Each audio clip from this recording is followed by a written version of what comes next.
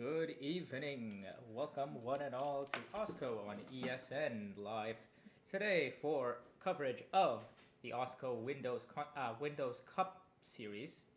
Yeah, Round 7 live, coming to you live from Denver, Colorado, here at the new state-of-the-art racing venue, the Denver Motorsports Park.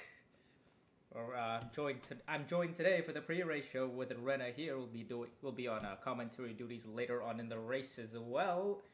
How are you doing today? How are you doing today, and how do you feel about this new track we're racing at? Yeah, I mean, this is always really exciting. New venue really can challenge these drivers, and I think we'll see a good race today. I think we saw a pretty cool vibe. Not at Denver, of course, but for the AWSCO Continental Series. So I think we have some momentum going into this event, and I'll be excited to see how the drivers handle it. Yeah, I mean, we're here at Denver for the Ball 400. It'll be 400 miles, a little bit over 400, given that this track is a little over 2 miles long. It'll be 176 laps at this pretty unique kind of track. It's nominally shaped like your auto club in Michigan's of the world, but it's the banking at this track makes it an entirely different beast altogether. I'd put it closer to that of maybe a Pocono style track in terms of how it drives, given how flat it is. And Yeah, I mean, I I'm think sure it'll the be teams. Yeah, go ahead.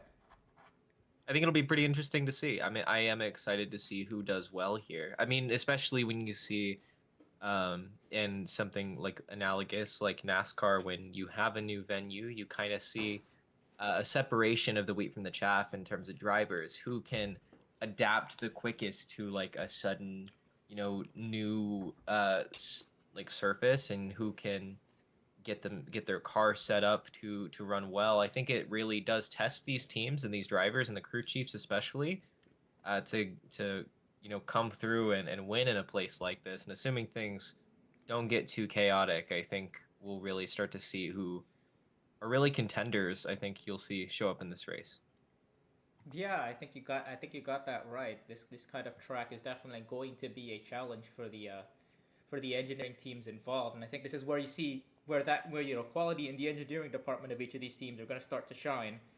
Given that there's a few frames of reference you can take from for setting up a car at this track, but I think you're gonna have to kind of create your you kind of have to this track is so unique that you have to kind of create your own setup template for for this track. I think so. I don't think you can really take too much from past experience at any other kind of tracks, and I think that that'll also be true for the drivers. I think all of these drivers are going to have to, you know, are going to have studied this track pretty extensively, and they've been able to do that in practice.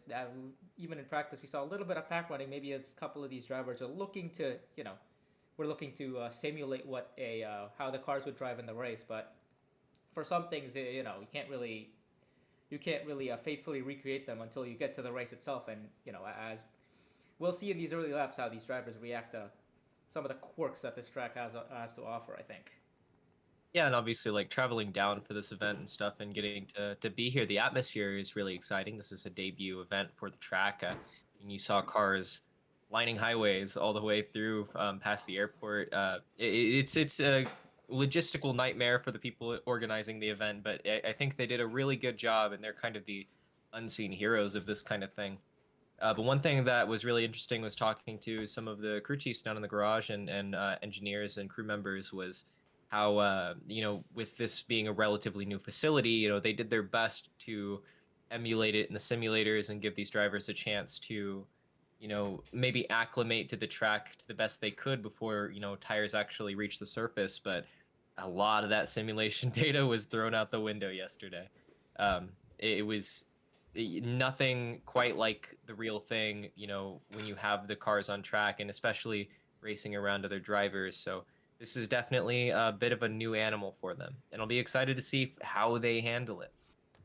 Yeah, and I think that's just kind of true with simulations in general. Just you can only do so much in the simulator, in terms of getting as close to the to the on-track experience as possible. But sometimes there's some things you just gotta learn, by putting rubber on the road and just kind of getting things done, physically. We're coming back here. We're coming back to the AWSCO circuit after our race at Willow Springs in the 2.5 mile in a 2.5 mile road course in California, continuing this kind of string of races in kind of in the western part of the United States. That Willow Springs race was definitely an exciting event.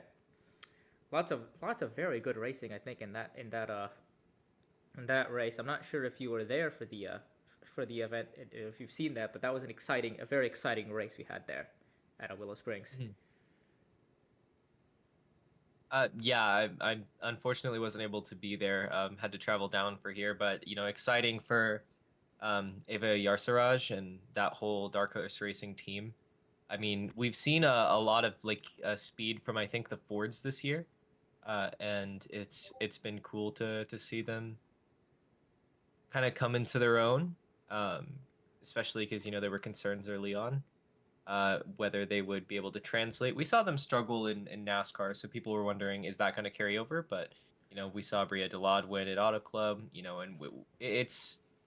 I think things are coming together for that side of the garage. Now I wonder how the rest of the garage is going to adapt and work on their cars to step up, because I feel like they're gonna have to um, if they want to be competitive. Now, this does, obviously there are playoffs in this series, so really the drivers just need to find victory lane, and this might be a good opportunity for a bit of a wild card to come through and punch their ticket into the postseason potentially, and set themselves up for a championship run. So I wonder what we'll see from maybe lesser, not lesser known, but like maybe a driver that people are counting out or hasn't really been in the spotlight yet.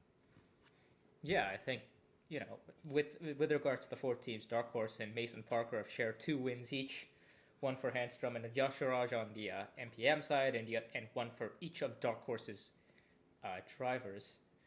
So yeah, Ford definitely reaping awards early on here with those wins, and especially showing with the 19 sitting in the top two, in a second in the championship right now. But she's been on a little bit of a skid. Hasn't had the best of results in the last couple of races, but as is often the case in this series, it gets a little results tend to be unpredictable, and results tend to be unpredictable, and we saw that with the 55 of with the 55 having a poor run of results, and in the middle of all that, she gets a win in Fontana. So this series still going in its early throes. Definitely still very unpredictable with how results can shape up.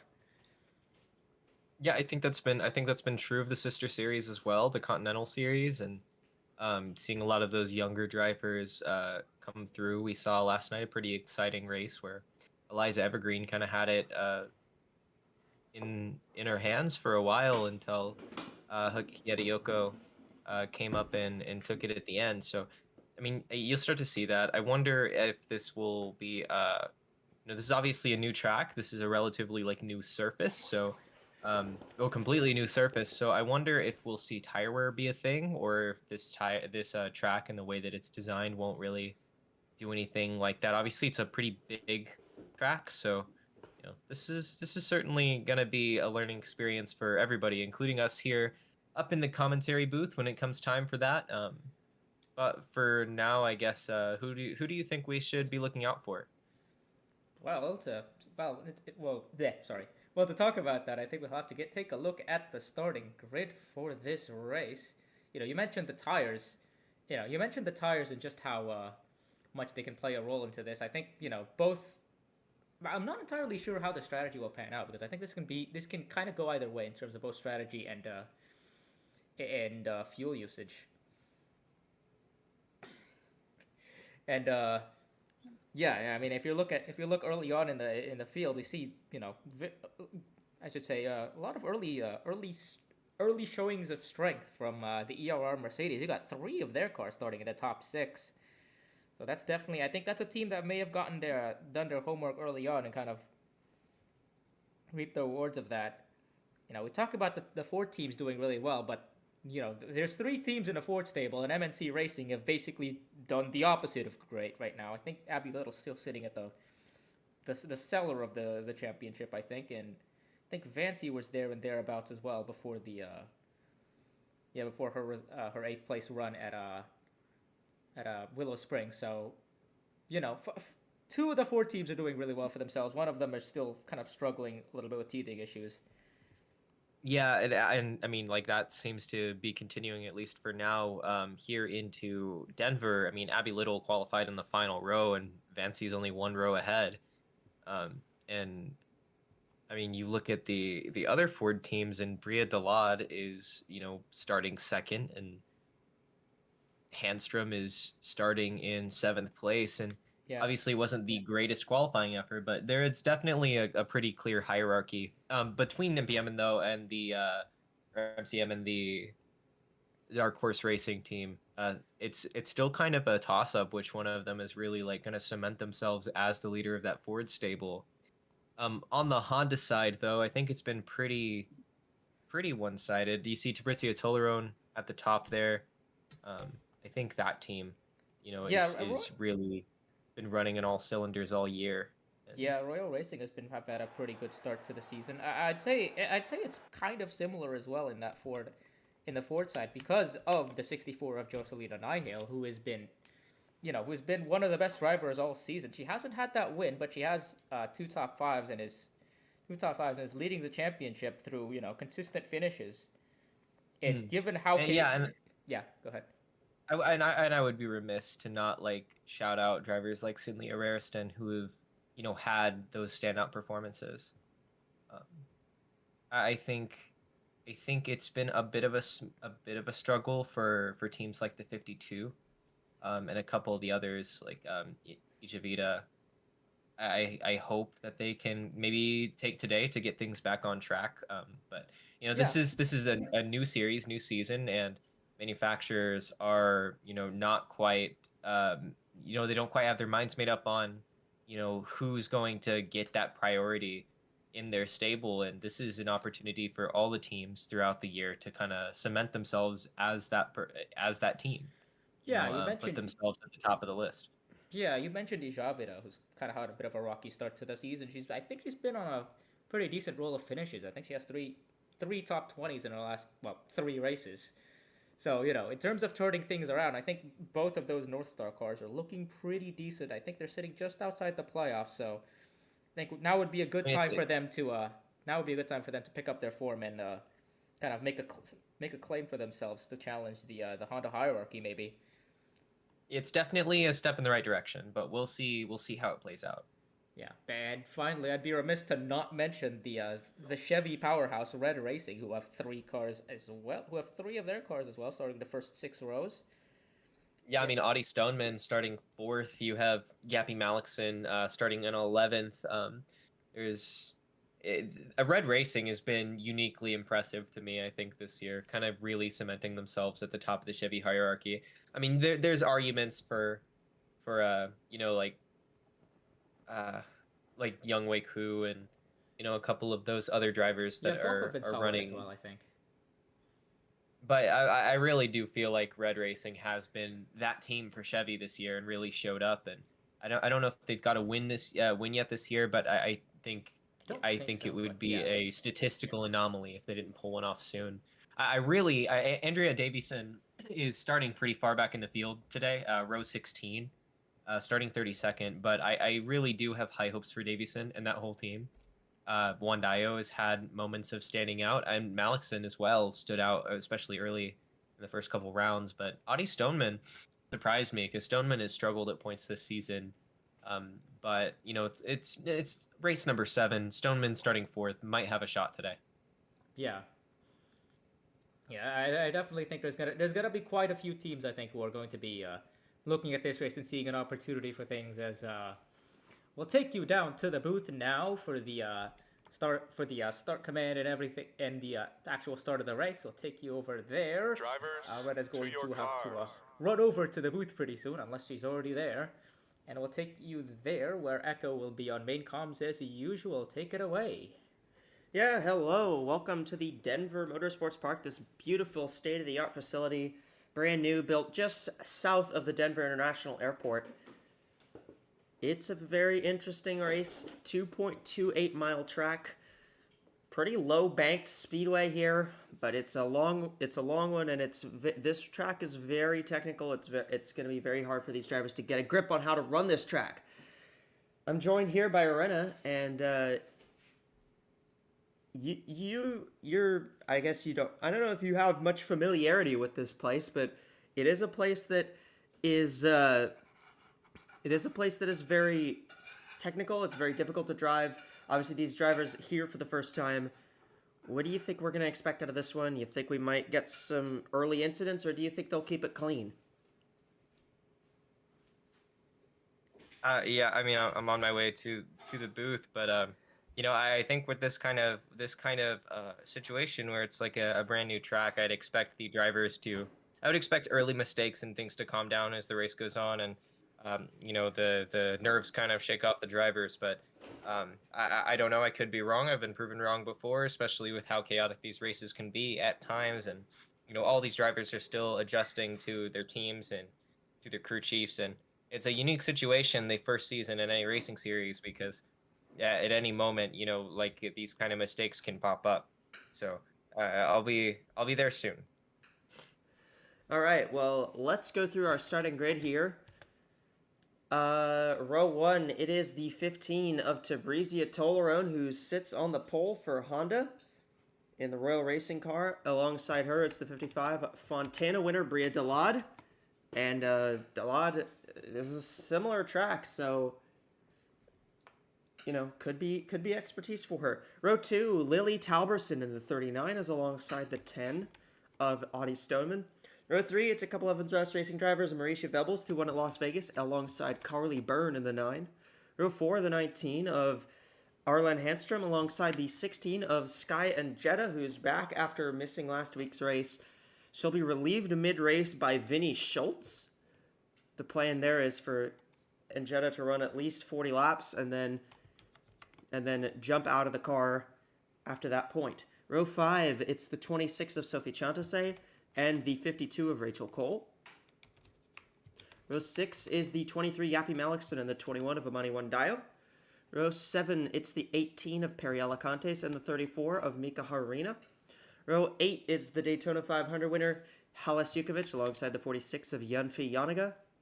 Row 9, the 93 Arinia Tosima and the 2 of Isa Ijavida. In row 10, it's the 3 of Mimi Barino and the 8 of Lowry Schliesenbach. Row 11, the 64, Jocelyn Nyhill, who comes in as the points leader, and then the Calder Park winner, Angeli Rigatino. Row 12, the 31 of Taylor Happerman and the 91 of Alicia Byrne. Row 13, the 60 of AWSCO and the 17 of Dira Reister. Row 14, the 32, Cynthia Rariston and the 92 of Michele Yatica. Row 15, the 27 of Nietzsche Garnston and the 82 of Pace Lanieria. Row 16, the 38 of Young Wei Koo and the 22 of Andrea Davison. Row 17, it's the 72 of Janet Parkings and the 98 of Ava Ajarsraj, who won last week in Willow Springs. Row 18, the 42 of Meka Gennaro and the 13 of Yania Waterton. Row 19, it's the 6 of Giammi McJasmina and the 1 of Alicia Fancy. And starting back in row 20, the 71 Abby Little and the 20 of DeGabby Abriella. Well, we got 100. We got 176 laps on the board tonight. You think we see someone out front go to victory lane, or do you think we'll see someone from out back kind of charge their way up and be patient in this one? I think with how this kind of new environment for these drivers is gonna go, I think it would be pretty unlikely for somebody to just go and run off from pole, unless Tabrizia Tolerone and that 15 team are just absolutely dialed in and know what they're doing today. But I expect to see somebody maybe towards the middle of the pack come through and take advantage of strategy for, especially with how long of a race this is and how different of a track this is. I would be very, very surprised if we just saw a dominant race like that.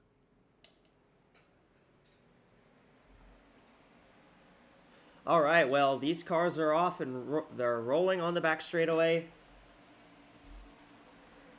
This race will be 176 laps. The fuel window is going to be just short of 40 laps. It's going to be about 36 to 38 laps, somewhere in that region. Although, not a lot. There weren't a lot of cars that went on the long run in practice. A lot of them went for the short run just to kind of get their cars set up right. So we will see about how the fuel run cycles out here. It's Tolaron and Delad on the front row, a Honda and a Ford pick up the front row. And then it's a Mercedes and a Chevrolet, so a lot of parity up front. Pace cars off. They'll lead them up to the line, into the restart zone. Green flag. We are racing in Denver. And already the pack is starting to spread out. You saw Rachel Cole pull up to the third line, as well as Audie Stoneman. Tolaron got a good jump on the start, though. She's going to have a pretty demanding lead going into turn 1. Yeah, the 55 did not go on the top side, and that's going to let the inside lane kind of get a bit of momentum, and the top 3 kind of broken away single file here. Marisha Vebels following Lily Talberson for second and third. Ooh, that's getting tight back here. Yeah, I saw Carly Byrne and Yappy Malikson make contact. They are 4 wide for third. 4 wide right here, and wow, they're already getting aggressive. They're going to slip it back. Tolaron leads lap number 1, and the first ever lap at the Denver Motorsports Park, led by Tabrizia Tolaron. But here comes Lily Talberson. The 39 is closing up on her. The interesting thing we saw in practice is that the outside lane can hold its own. The bottom of this track, the apron is a little bit flatter, has a little bit less banking, but it's still a very viable lane for trying to make a pass. So you can go down to the apron and try to make a pass. As you see Alicia Byrne doing and providing a great example of 19. That's Handstrom. Oh, sorry, Arlen Handstrom. Nah, that's okay. We've been absent for a while, so I don't blame you. Handstrom fighting alongside Talberson. Talberson manages to hold her off on the outside. Yeah, that's the thing you're going to see, is that the outside can hold its own.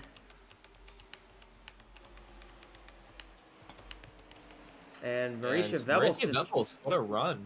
She got a big run up top. She's going to try to get around Talberson for second now, up on the high lane.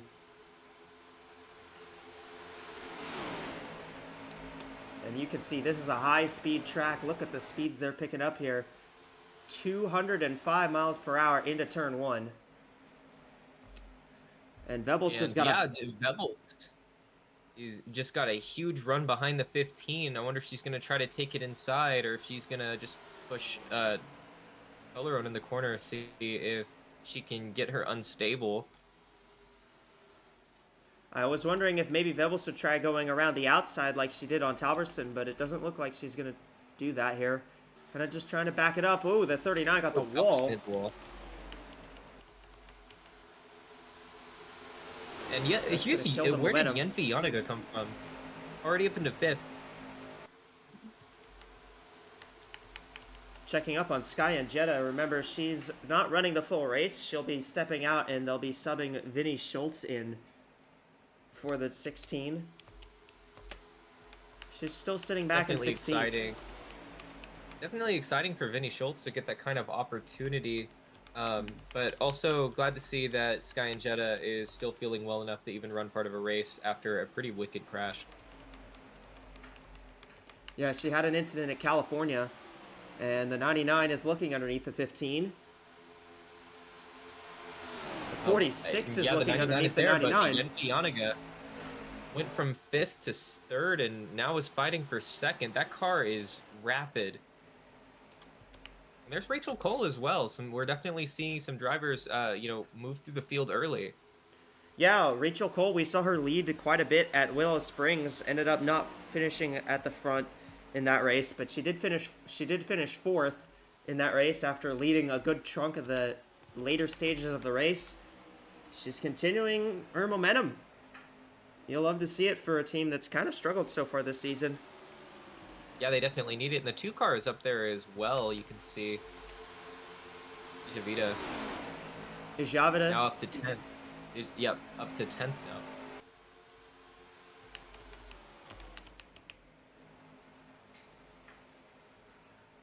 So Tollerone still continues to lead as this group is just kind of stringing together some laps right now. Wonder, you Yeah, gotta wonder, you know, these cars have been real aggressive back in the pack, but they haven't really tried to make the move on the leader.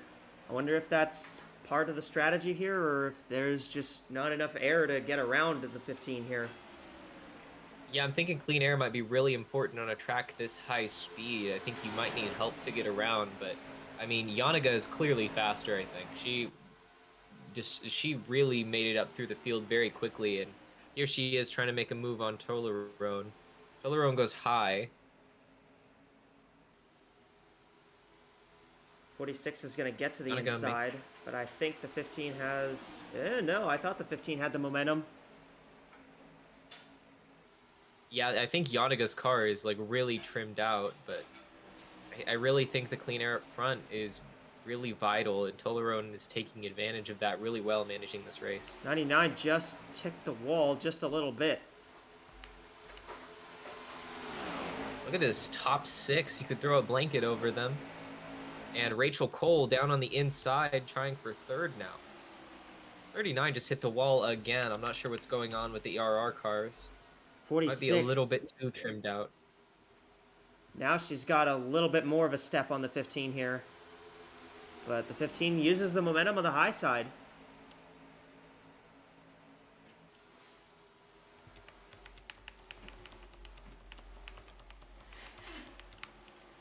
So, you know, we'll check back in the pack, but I mean, there's a lot of good battling further back in the pack right now, but up front, it's been a little difficult to get around, at least for the lead.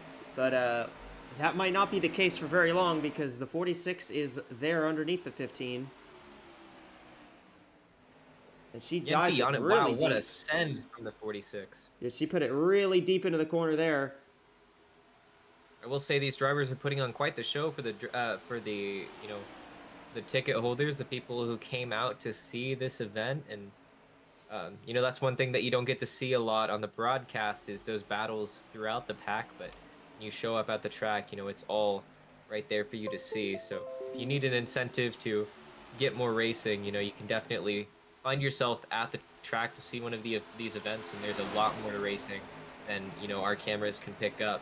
Audie Stoneman up to 2nd now. Yeah, the 10 got around on the outside there. I think Tollerone's just doing her best to try and hang on to the lead right now.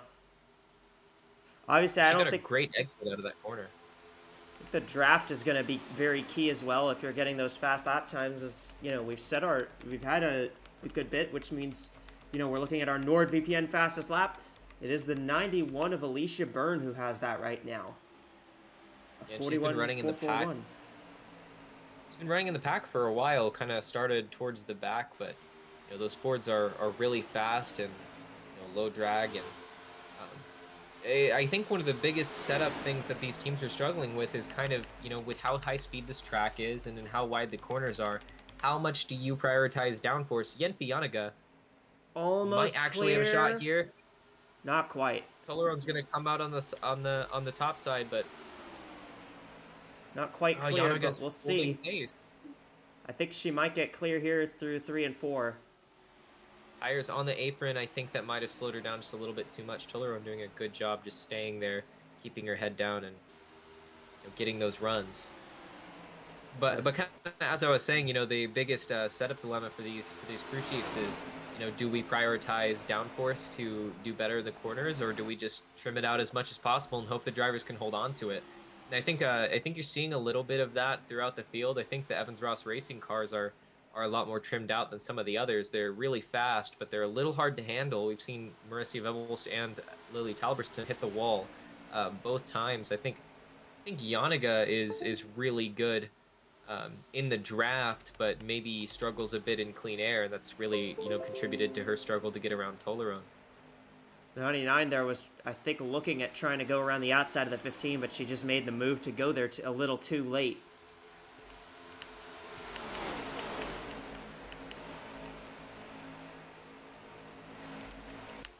Kind of surprised by how much clean air is kind of affecting this battle for the lead, because the 15 has sat out front this whole time, not really let anybody get through, which, kind of surprising. We didn't see that a lot in practice. I think Fabrizia Tolaron is making me eat my words and saying that this probably wasn't going to be a dominant race, but the drag is so intense. And we just saw that Audie Stoneman had to check up to take control of the car there. That really set back was that Arlen Handstrom? That was Handstrom, yeah. Hey, there's a lot of good battling in the pack. Like, the further back you go, there's a lot of good battling. There's a lot of cars that are going side by side, and they're able to get around each other. We just haven't seen that happen for the lead quite yet. I wonder what... Yeah, I think Wandaya looked slow in the high lane there. Not sure what happened. Not sure if she hit the wall. Might have just brushed the wall a little bit.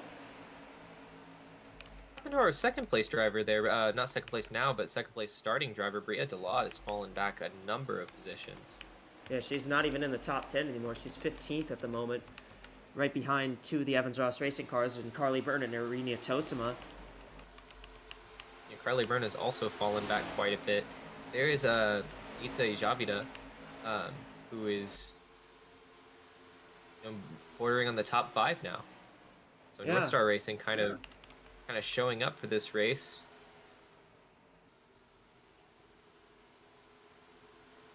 I wonder if the other thing that Yaniga is trying to do, just try and run some laps here. Just try and get some laps off. Don't be too aggressive, otherwise you might, cause a yellow, and that might cause an incident, and you don't want to cause an incident here.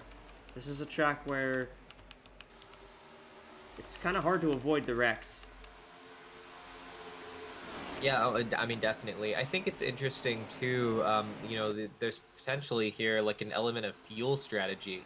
Obviously, in a track when you're moving this fast and draft is such a key thing, running behind another car allows you to use more of their draft and not use as much throttle and save gas. And Fabrizia Tolaron is at a pretty big disadvantage leading the race, considering she's eating up all of that air for everybody behind her, and she's got to have her foot down the whole way.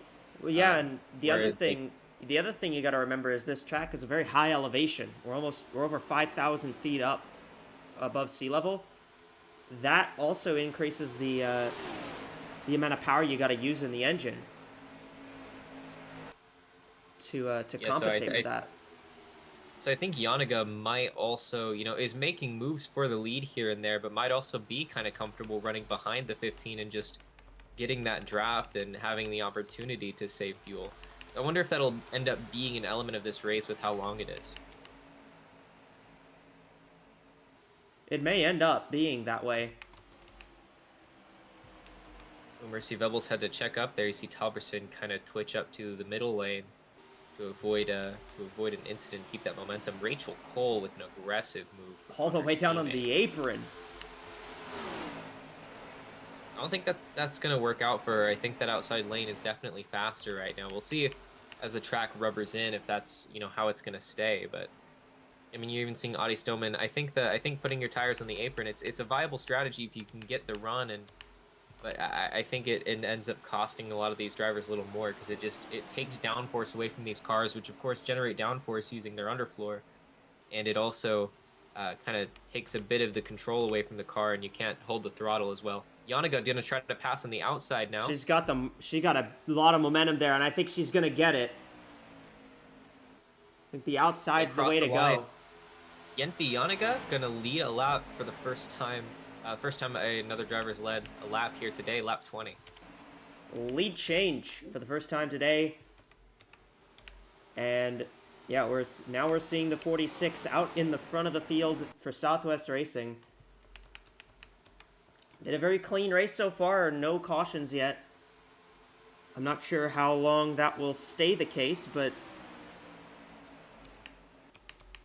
It's something that's worth noting. Yenfi Yanaga is the only Toyota in the top 10 right now. The next Toyota Yeah, she is. Sophie It's the Chantese, 26, yeah. who was scored 9th last lap, but was losing ground there. So, highest running Toyota by far. Well, it's not hard to be the highest running in your manufacturer when you're leading the race. Fair enough. But Yappy Malikson quietly up to 5th again. I mean, she's been pretty persistent all day. She's fallen back a number of times, but keeps finding her way forward. I think it'll be interesting to keep an eye on those red racing cars. And there, Malikson has got a monster run on Marcia Bebelst. I think as well to point out with Malikson, she had a pretty struggling first few races of the season. And then after the Australia swing, she came back. She ran really well. She finished 12th in Vegas, got a 3rd place at Fontana, 15th last week in Willow Springs. She's been top 20 all of the past 3 weeks. She's put herself in a playoff position now, 10th in the points.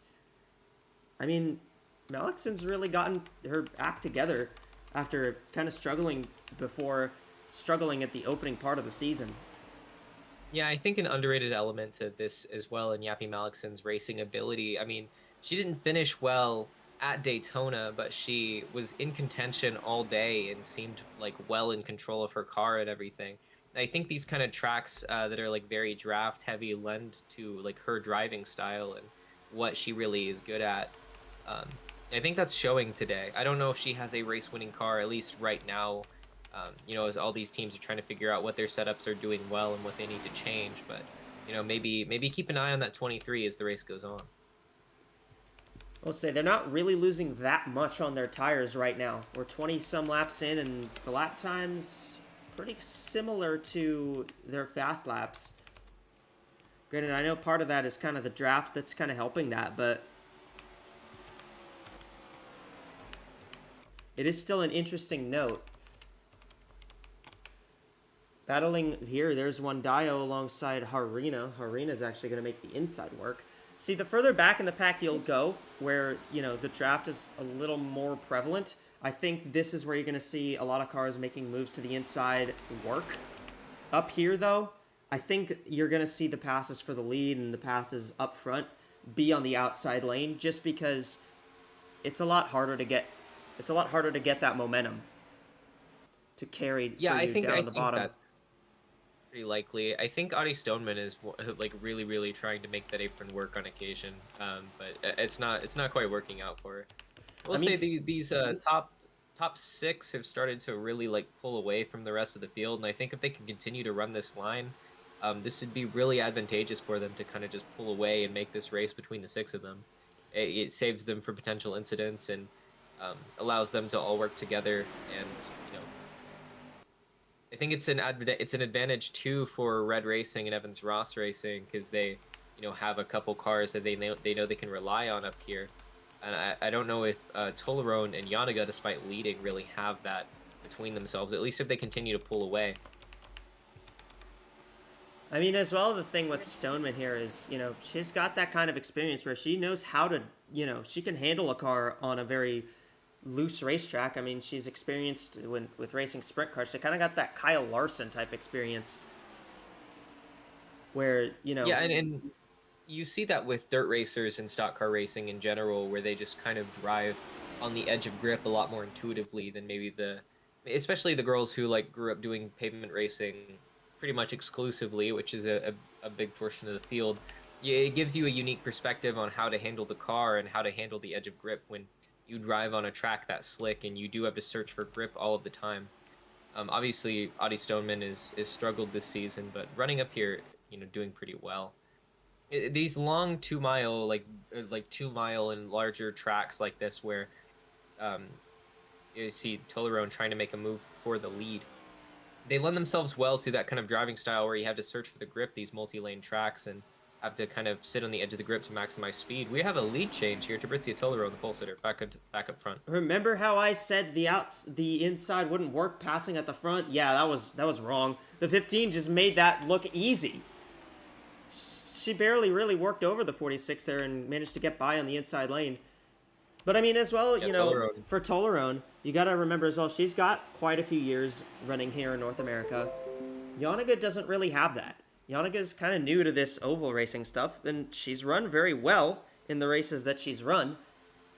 But, you know, this is still kind of a new experience for Yanaga running ovals like this, and she's done a great job for where she is.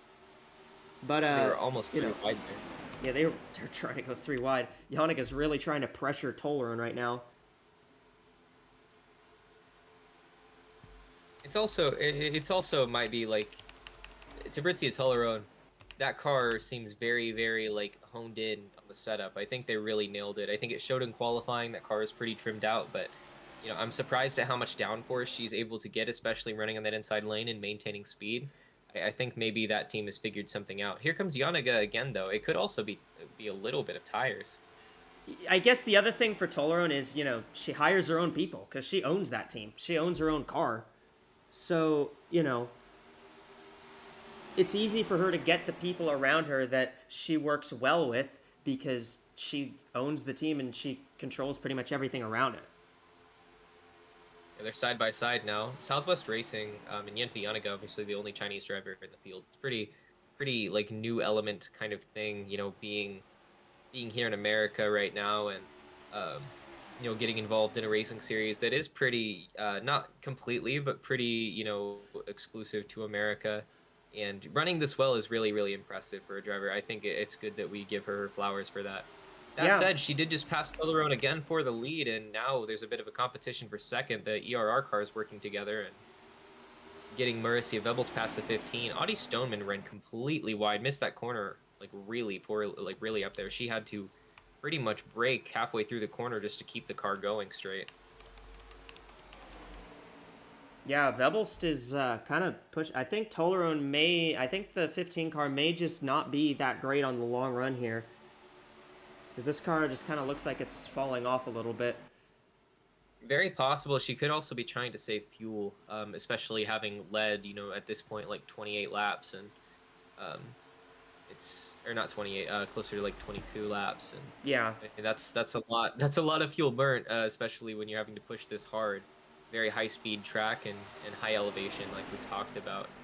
So that's definitely possible. I think she's going to want to catch the 46 and start running pretty close again. Yappy Malikson, by the way, really, really played that well. While the 99 and 39 were trying desperately to make the bottom work, she just stuck to the top, and now you're seeing that pay off. She's now in contention for third place here.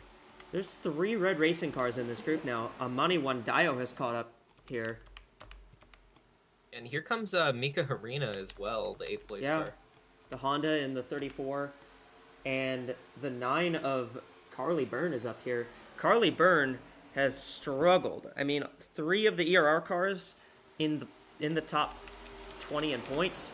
Byrne is 36th. So it's been a struggle for her this season. Her one top 10 came at Calder Park in the second race of the season. So, Carly's doing a good job here running up front when she needs to, but it's been a tough season for her. I'm sure a good run here would be something she absolutely would love to have. Yeah, definitely would be good to help stop the bleeding. It's really easy to let that kind of get to you, especially early on in the season, and kind of, let that get in your head. Especially when you're not performing at the level you expect and the level you want to. It's really hard to really gauge where you're at, especially if you run into bad luck often enough. But I mean, here she is. She just got around Lily Talberson, and she's making moves, and that's going to be a big confidence booster for this team. I will say as well, I'm very surprised as to how well this race is going. If you think back to a couple weeks ago at Fontana, they had 8 incidents in the first 75 laps. There were a lot of crashes in that race, and I think these drivers kind of took to heart the messages they got of please drive less aggressively, and they're kind of doing that. It's a lot cleaner. We haven't had a single yellow flag yet, and we're 34 laps in. I also think it's right now a lot of the drivers are preoccupied with their cars and less about the drivers around them. Like while Yanaga and Tollerone are battling up front along with Marissa Vebels now, They're getting a lot of experience in the clean air, but it's a lot harder to gauge where your car is at and how much you can actually do with it when you're further back in the pack.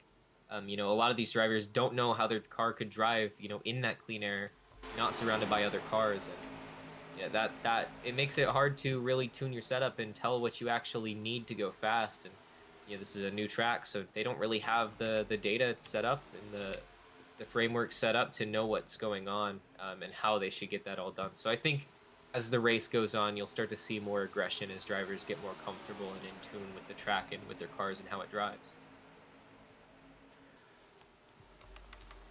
Amani Wandayo trying to use the outside here on Malikson, and it's going to stick. And she might try and use it on the 99 as well. Oh, the 23. Coming to pit road. Check up. Oh, no, okay. She's coming to pit road. 10 car coming to pit road as well. This appears to be scheduled. They have scheduled pit stops here on lap 35. See, I wonder if that's for fuel. We talked about how, fuel use That is absolutely for fuel. Yeah, so fuel use definitely, going to be a big thing in this race, and that's, at this rate, we're going to have a lot of green flag pit stops, and how they manage this is going to be kind of vital to how this race is going to run and who's going to come out on top. So Malikson and Audie Stoneman trying the undercut here, hitting from the top 5 to, or from the top 10 to maybe get an advantage. And here comes Fabrizia Tolerone, as well as Yancy Yannick. Here comes a lot of cars. That's quite a few coming to the pits here. So the drivers who are staying out are gambling a bit on an overcut. Considering tires don't matter that much, that might be the move. Amani Wandayo might make up a lot of positions here. You're coming down pit road. You're going to change your tires just to make sure that you're keeping pace, but tire wear isn't that big of a deal, so the undercut's a bit harder to pull off. Yeah, tire wear isn't really meaning a lot right now. They've lost about a second-ish on tires. I think the thing I'd be worried about the most here, coming back up on the track, they need to be careful. Those are the 23 and 10 are. For a lot of these drivers, it's gonna work in their favor that they pit in such a large group too, because they're gonna be able to get the draft and potentially get a bit quicker. 21 That's the one disadvantage of doing something like Amani Wandayo is doing, where she's not pitting with as big of a pack as the rest of them.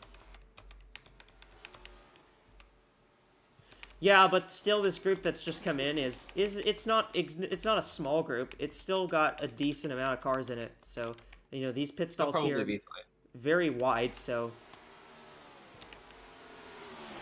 there's the 23 here comes and Malikson 10. and Stoneman. We'll see how this undercut fares as Yanniga and Tolerone get back up to speed. The 23 did gain a few positions. 23's up to third from that, but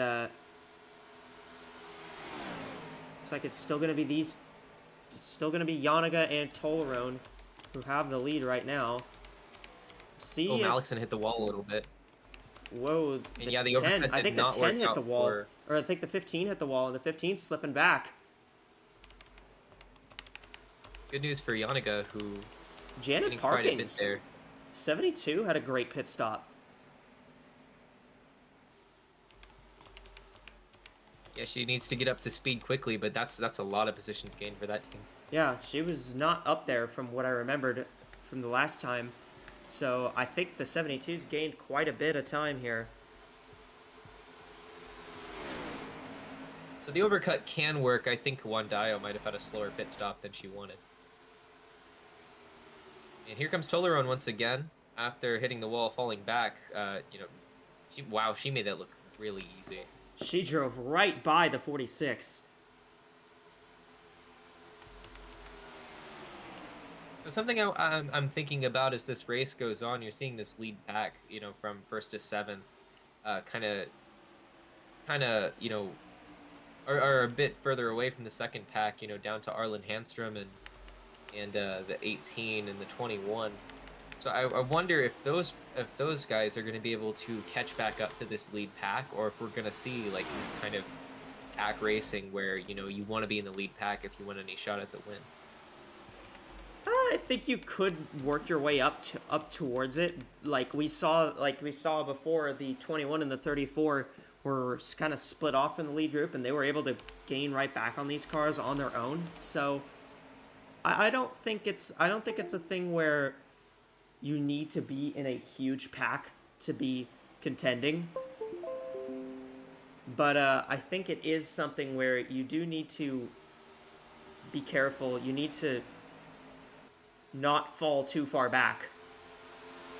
Yeah, I mean, we'll look at the timings here. This lead pack crosses, and once the 8 Yeah. car, yeah, okay, they are definitely gaining. That was about 4/10 of a second there. So,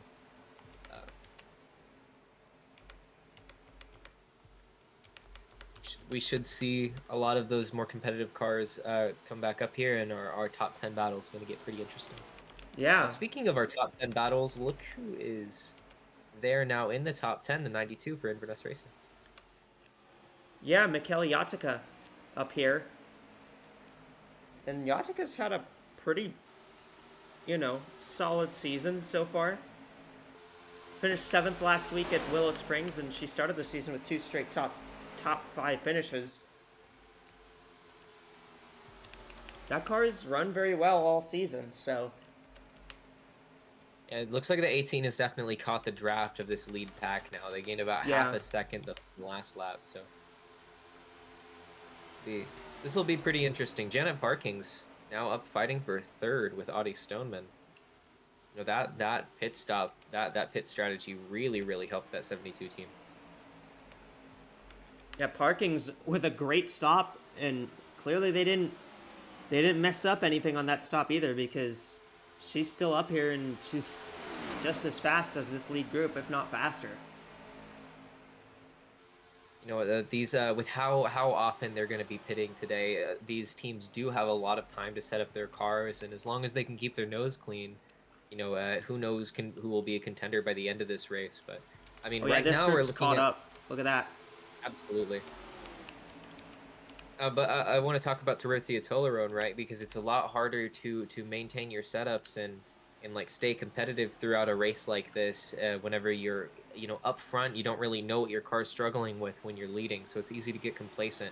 So the hope for Tolerone is that she can keep up with the track and keep up with the drivers around her and maintain this like dominant form that she's taken today. I will say, I think the inside is starting to rubber in a little more, and I think that's giving it a little more grip. Like we saw early on, the outside was the better lane, but I think now we're starting to see the inside is starting to become a little bit better off, just because it's starting to grip up a little bit. Yeah, I agree. I think you're starting to see that. I think you're starting to see the outside become less dominant for sure, especially up towards the front. Yeah. I'm gonna watch the 10 here. It's very interesting. As soon as they get side by side, Bubbles all the way down on the apron there, trying to get around the 10 car. Bubbles with an aggressive move. I had to slow up a little bit more going into the corner. That's going to lose her quite a few positions where the rest of the drivers are staying in the draft. So that was clearly not the best move on the 99's part. Yeah, you can run down there. You can keep speed down there, but she didn't keep enough speed there. I don't think she was expecting to have to use the apron there.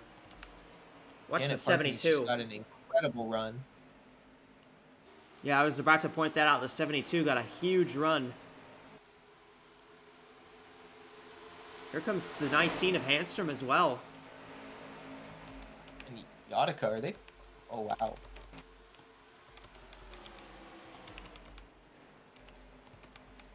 Handstrom trying for second underneath Yenfi Yanaga. She's going to clear. 19. Does she have it? Yes, she does.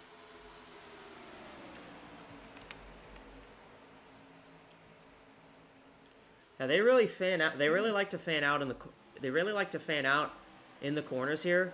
They'll kind of string together single file for a little bit, and then they'll like really fan out and start racing each other again. It's kind of similar to how Fontana races, where you have moments where they'll get kind of strung together single file for a little while, just kind of be patient, and then everyone fans out and battles each other.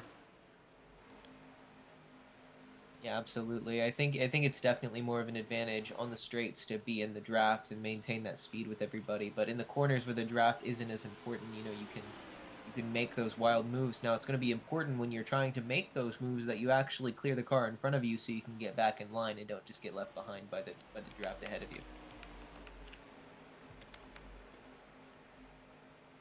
Parking's once again going for third here on Yanniga.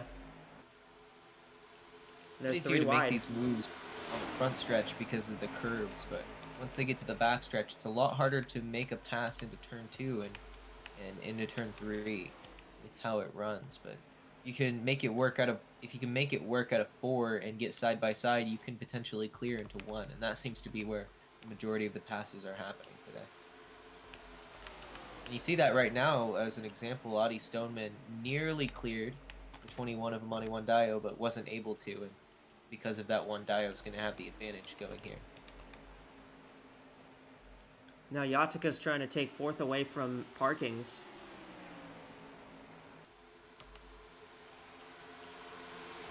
I think as this race keeps going, we're just going to see the lane that's better is going to kind of keep changing throughout. You know, one moment it looks like the inside's the best lane, one moment it looks like the outside's the best lane. So it's really hard to know what to expect here.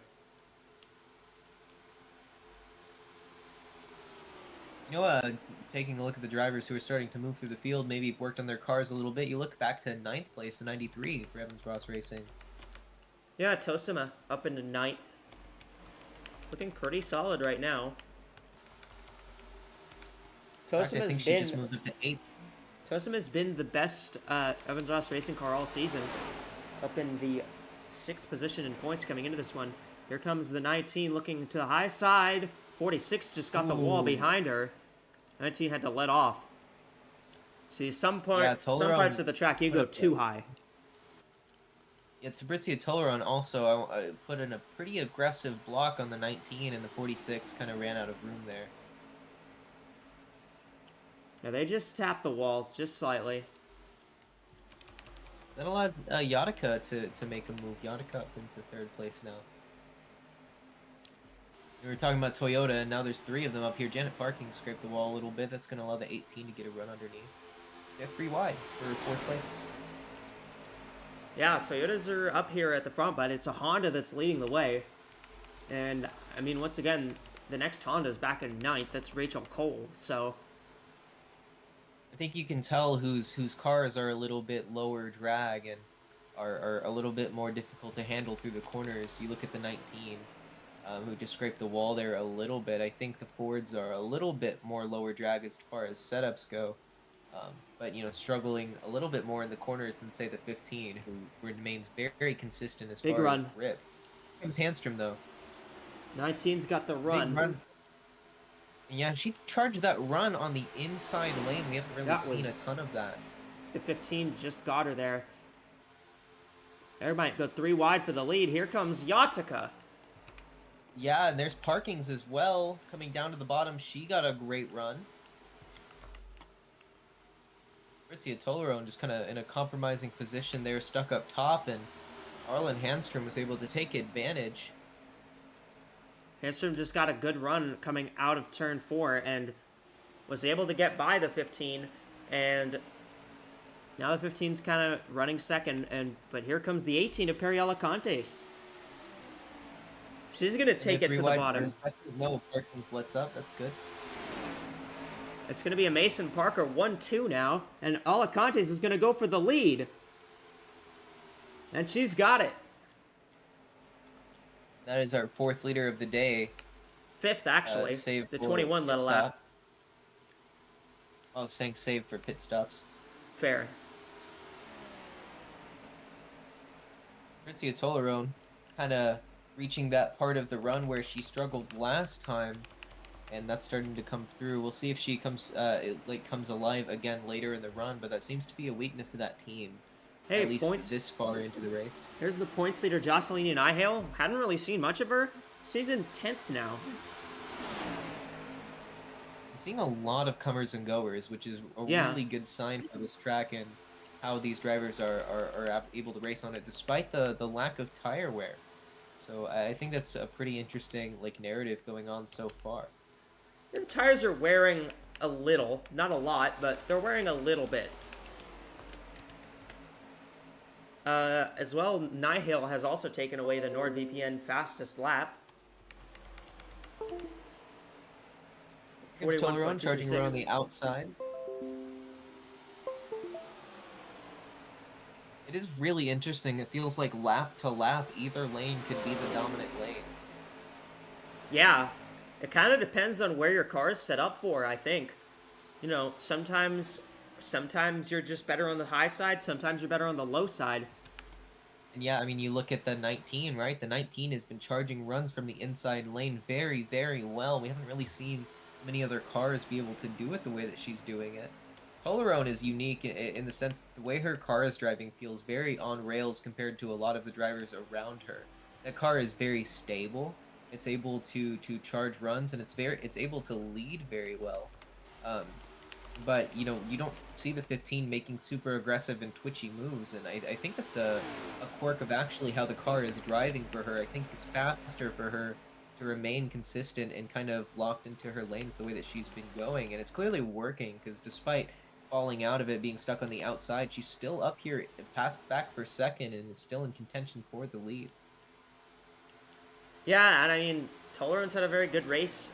You know, started from the pole, and she's held her ground pretty well at the front. Janet Parking's had to check up there. Stoneman moves to the outside. And ooh, what a move for the 93. On the front stretch, we've seen a couple drivers try that. Sometimes it works, sometimes it doesn't. We'll see if it works for the 93. I think she just needed a little bit of help there. Yeah, she just went aggressive on the front stretch, and you can make the apron, you know, you can make the apron work if you can get clear into the corner. But if you're not clear in the corner, then you're gonna you probably lose everything back that you gain. Yeah, definitely. Here comes Handstrom for second. Alacante's trying to win her second race of the season, and if I'm not mistaken, to be the first multi-time winner. Oh, no, Alacante's hasn't won. Alacante's must have a pole then, and that's where she won the pole at Bathurst. Okay. She was second at Fontana a couple weeks ago, but yeah,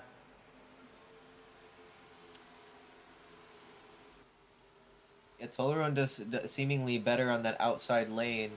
Feels like Toleron and Handstrom are relatively evenly matched, but their cars set up to do very different things.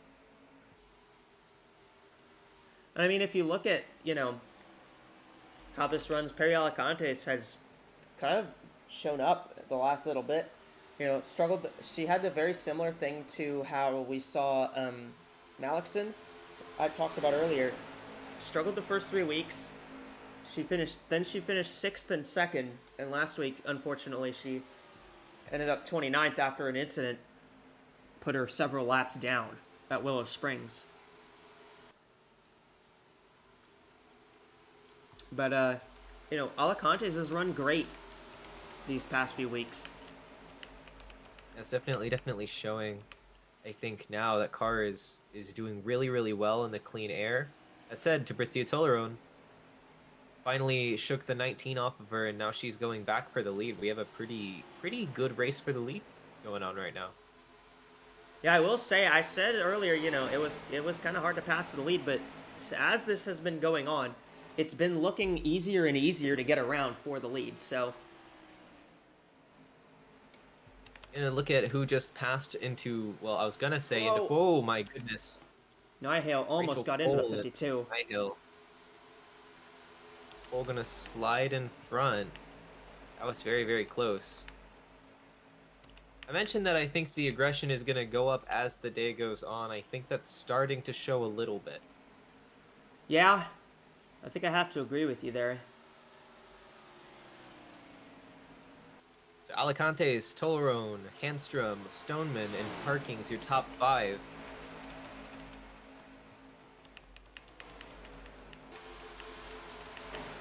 I know the plan for Sky and Jetta was to take her out of the car at the first caution flag stop. So she's still in the car right now, 61 laps in, and I mean, this race has a very green flag feel to it. There is a possibility we go green the entire way without a yellow, but I think with how close we've seen like a couple of these drivers have to having an incident, I don't think we'll go the whole way. You know, it could be something as simple as a mechanical failure that could bring out the yellow. That's Especially for a true. race this long, it's pretty hard to do. Not that it's impossible though, and it wouldn't be I mean, first time in a race. also Like gotta this. remember this series there's been a lot of issues with mechanical. There's been a lot of mechanical issues in the past few weeks, and you know this is a high-speed track. You're putting a lot of stress on the engines. This is Yeah, I the mean, kind of and you place talk where about these. a mechanical issue could easily bite you. I'm surprised we haven't seen any yet. It is interesting to me how much manufacturer parity we've been seeing all day today. I mean, you really just have to you know put the credit in the hands of the guys to you know the men and women who work in the shops and work on these cars and how they were able to tune the engines for a pretty unique kind of environment. Arlen Handstrom, by the way, I think she made the right move going for the outside on the 15 where the 15 has been dominant. You know, making that outside lane work, and now they're back to that, you know, Ford 1-2, then Mason Parker 1-2, is Handstrom up to second once again. Gosh, they were getting really aggressive there. The 52 almost got into the 10 there. They managed to hold it together, definitely good. Now Toleron gonna try to make a run happen on the inside, kind of taking a play out of the 19's book, and it seems like her car can do it. I don't know if she'll be able to clear though. Kind of depends on the run you get into the corner at this point. Like when you're side by side like this, you kind of depend on what kind of run, what kind of momentum you get into the corner, and the 19 is able to hold the top pretty well. I think it's all kind of down to finesse once you're, you know, side by side in the corner.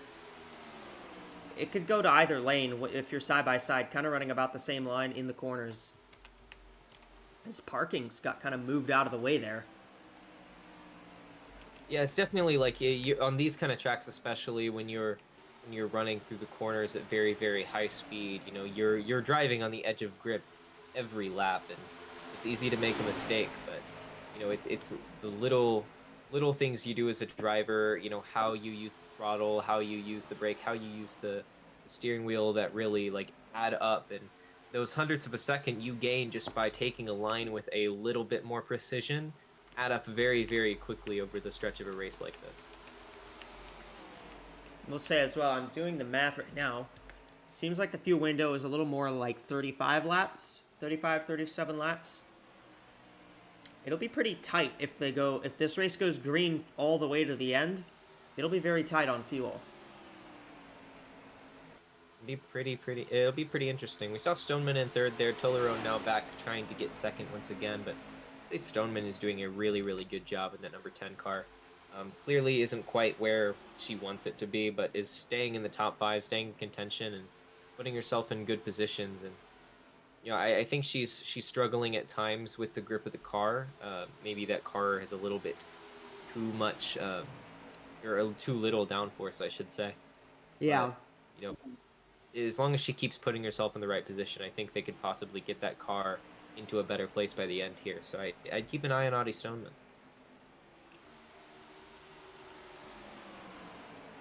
Speaking of people where they need to be, Nihil, points leader. 3 Yeah, wide look at that. now. Wow.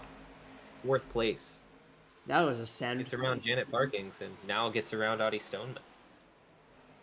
That was a send. She really took it to those cars in that group and managed to gain a couple positions from that.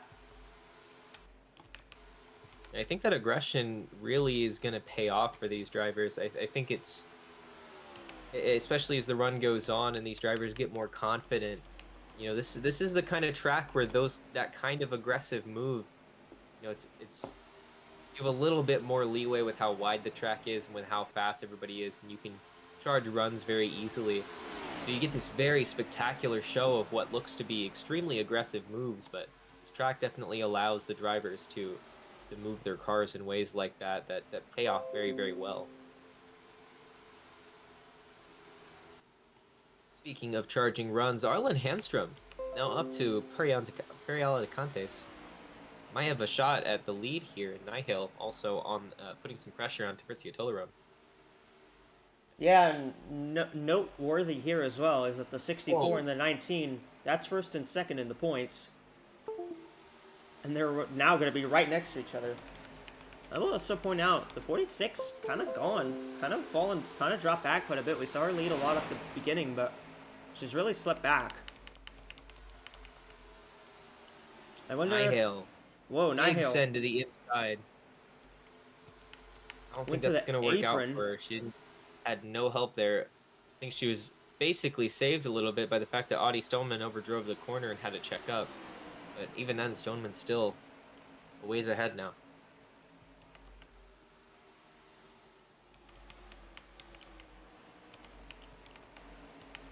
And we're expecting pit stops here any minute now.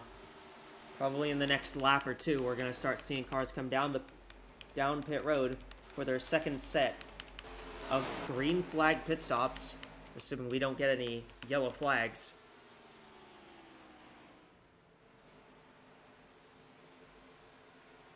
So I guess the question here is because we saw the undercut and the overcut work for a couple drivers each the last time. Whether this, I guess the question is whether the timing of your pit stop matters as much as how fast you can get in and out. I mean, Janet Parkins went from barely hanging in the top 20 to being a top 10 and top 5 contender. So how are these teams going to respond on pit road? I guess. You look at the 18 and 19, whether they're going to pit together or if they're going to have differing strategies would be something to follow. Ritzia Tolerone maybe trying to put herself back up front where she can control the race. Yappy 23's Malixon down pit road. Appears to be that just appears to be routine and scheduled. Still, we haven't had any reports of any mechanical issues, so if you're wondering why the lack of pit reports, there's really nothing to report on from the pits right now.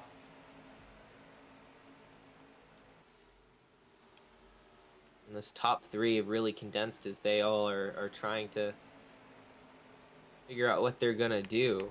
10 cars coming in. There's Audie Stoneman headed to pit road. And surprisingly, she's pitting all by herself here.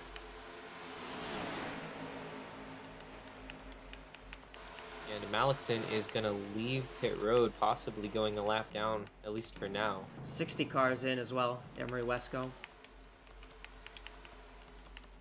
Where's the 23? Yeah, she did go a lap down, but she will cycle out on the lead lap once everyone is back out on track. The 15 of Tolerone. So I guess the question is, who of our lied. leaders are going to bite first? Obviously, we 26, saw Stoneman. There's 46, Say 64 is in. Yaniga. 64 Nihil. really dropped back. I didn't even notice that, but she kind of fell back. A lot of Toyotas pit that time around. Quite a few cars in the back of the pack pitted there. It's Taylor Happman, who's just had a pretty miserable day running at the back.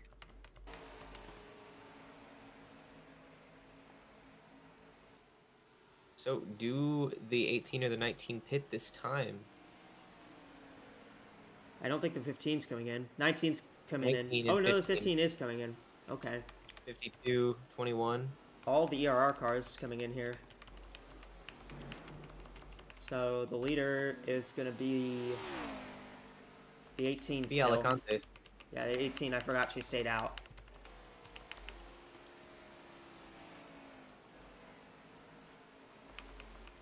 '92 and '72 also stayed on the racetrack. And yeah, Jenna Parkins has been able to catch the 18 here. So she's gonna probably follow the 18 down pit road. And I mean, if her pit crew continues performing at such a high level, she has a real shot here.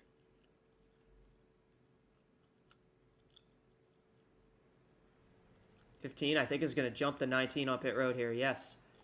Look at Yeah, the the pit 9, stall Carly selection. Byrne. The 9 gained quite a few positions. All right, the 18 is in now. As is Parkins. And Yatica, I think, stayed out. Or did Yatica pit? Yatica, I believe, is still on the racetrack. Let me see if I can find this. See if I can find that note too. Yep, there she is, still on the racetrack. trying a bit of a bold strategy here. It looks like the 2 and the 16 doing the same thing. No, the 16 was on pit road. I think that's just a quirk yeah, of where those their two. pit stalls are. All right, so the 92 then is going to be the last car to pit. We'll head down. 92 is in.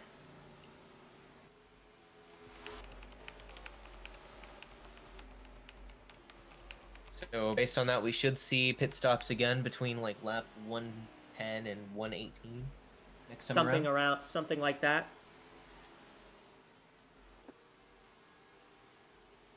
And right now, Audie Stoneman is gonna.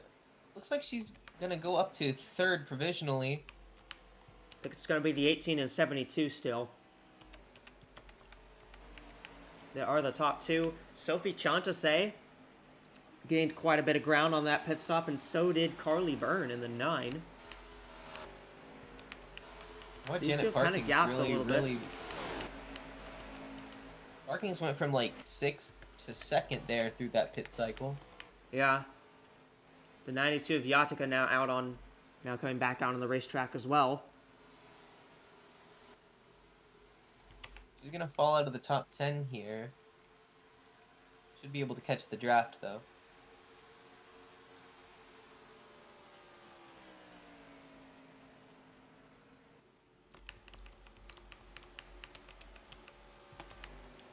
Yeah, and I mean, the draft isn't really that big of a deal here as well, is that, I think we saw this earlier, is that, you know, earlier on in the race, we saw that cars were able to catch up without really having much of a draft, so. Janet Parkins kind of making a move here, putting a lot of pressure on Perry Alicantes. Janet Parkins took good advantage there, stayed out until the 18 pit, managed to catch the 18 before they headed down pit road. And now, you know, up here in contention for the lead as these two find themselves at the front. Yeah, and you know, I think the other thing that I've noticed is that when the drag has been so high, with the drag being so high, you know, when they go side by side, it drags everyone in. So I think that's, you know, if the 72 makes a move on the 18 here, it's going to drag in everybody. Because this group is all kind of set up together. You see the 15, Yenfi Yanaga, by the way, made up a lot of positions on pit road, once again, back up in contention. But 15, 46, and 9 all lined up single file. You know, those three, and you can count Arlen Hamstrom in there as well. You know, if they continue to do that, they're going to catch up pretty quickly. You know, working together, kind of forming that bit of an aerodynamic bubble that allows all of them to move a bit faster. And we've seen Toleron be good at leading the pack, and we'll see how quickly they can catch up to the leaders at the moment.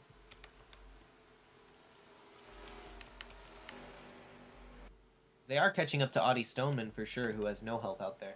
They gained on the leaders the last time, so they gained about 3/10 on the leaders that last lap. I mean, yeah, another, you know, you got to give a good bout of praise to Carly Byrne, who, you know, not been a great season for her. Very young driver, you know, still trying to get her experience. Running 6th right now. I mean, she's doing great. They went too wide there and still gained time.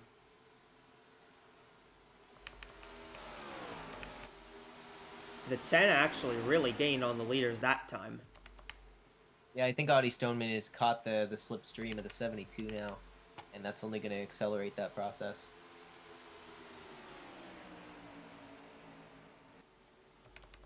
This has been a very, very fun race, though. I think for the first showing at this track, I think this has been a great race, and I think the fans really have to be enjoying this. I think it's definitely, you have to give a lot of credit to the drivers too, being thrown into such an unfamiliar situation. Not that this track is completely different from all the tracks that they do race at, but it is unique, and it's difficult to prepare for an event like this, but they've been doing very, very well to keep their wheels underneath them and put on a good show for the fans. Yeah, it helps that they get those 90-minute long practice sessions. they have the time to get their cars set up, get everything checked out. It looks like Tolaroan might be firing off a bit slower. I wonder if that means they're trying to set up for maybe a longer run with this race being green, the way that it is. But right now, she's definitely struggling to hold position. Yeah, the 15 does not look... The 15 doesn't look very strong right now. And yeah, the 10 has closed up to these cars now. So It now could it's a also 3-car be group that here. 15 found herself, like up at the front for a long time, and they weren't really able to gather the data to figure out like where the car's weaknesses are, and that might be showing now. They're having trouble keeping up with the competition. As this group back here is now battling for 4th, and that's only gonna drive that gap between them and the leaders even further. Well, I say that, but they're also going side by side up here, so.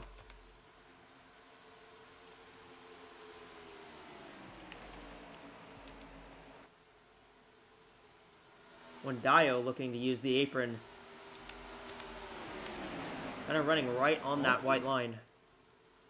He's doing a bit better at that than I've seen other cars do. Still wasn't able to get around the 9 car, but, managed to hold position for the most part. Audie Stoneman up to 2nd, got around Janet Parking, so that 10 car, not only caught them, but is now, like, in contention. She's up to 2nd now. Stoneman putting up a pretty good performance. And she's got a big run. Real statement drive. She's got a big run. She's going to go for the lead here. Yeah, I don't know what they did to that car, but clearly it worked. Alicantes really helped out the 10 there. The 10 had to check up a little late into the corner, but the 18 kind of just overdrove it. And now Audie Stoneman going to take the lead. It's Audie Stoneman out front. Driver from Long Beach, California. Yeah, Big Mac on the side of the car. Alicantes and Parkings are also having, handling issues through the corners, and I think Audie Stoneman is doing a really, really great job of like finding that like where the edge of grip is and just holding on to it. You mentioned this before as well. Is that you mentioned before as well? He thought Stoneman might not have had the best handling car. Like her car is, just wasn't where she wanted it. I think her car might be where she wants it right now because she's up. She looks really fast and she almost looks like she's kind of trying to gap these cars. Yeah, I mean, and Alicantes and Parkings are no slouches, at all, and Stoneman's still going to have to fight for it, but, I mean, you pit early the way that Stoneman did, you get a little bit more leeway as far as, like, doing quick setup changes to the car. It seems like they managed to get that car in a better driving state for her and help her find, like, where she can find speed on the track, and, I mean, she not only charged, like, a full 1.5 seconds to the leaders in just about 10 laps, kind of running alone, but now she's past them and she's actually, looking really dominant. I was gonna say, I want to keep an eye on some of these cars, their straightaway speeds, just because you saw Stoneman there. She was at 205, entering turn 2, or entering turn 1. I'm curious as to some of these cars who have the draft. How much of a run are they going to get? How much speed are they going to be able to pick up here? Yeah, I'd want to look at Dio is a good example here, kind of getting the slipstream from the battles up ahead. 208. 209.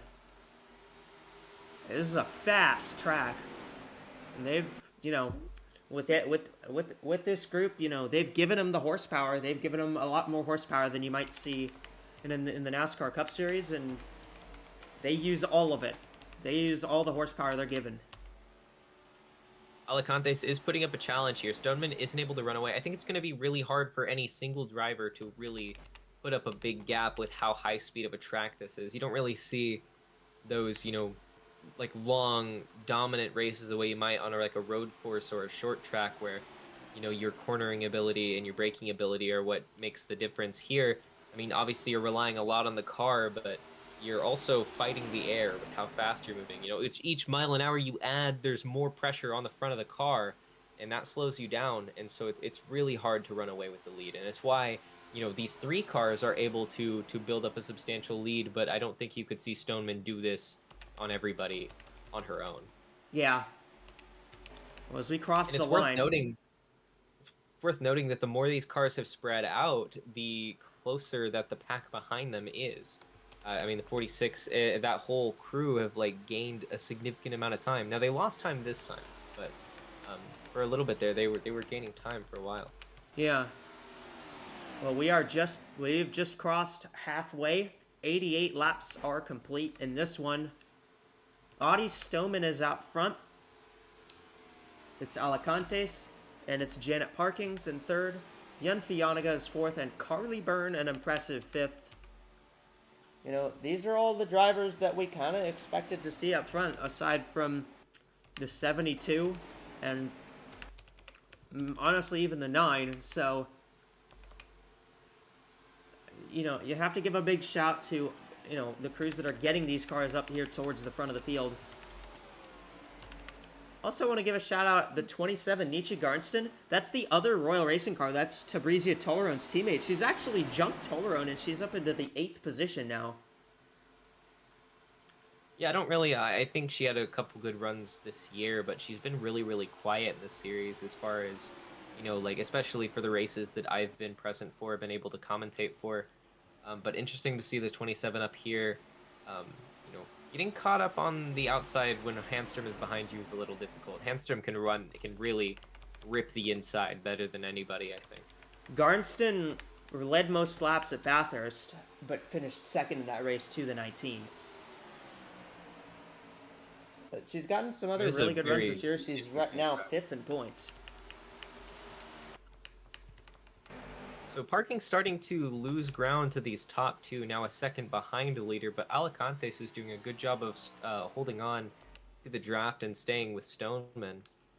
Alicantes cannot be counted out here. Stoneman hasn't been perfect today. That car is clearly driving better, but all it takes is one mistake and Alicantes could take the lead once again. Well, we're just past halfway, so that means I think it is time for us to get our FanDuel Fan Studio report. And Renee, I'll have you dial in from the booth. Rasha, Rena, what do you two think about this race so far? For after the halfway point. Yeah, Rasha, do you got us? Yeah, I think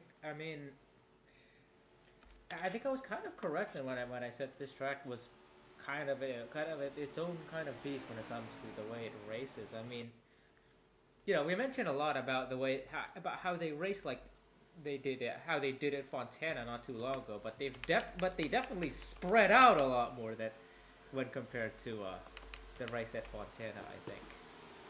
And this kind of makes me think of Pocono all over again, where you get these kind of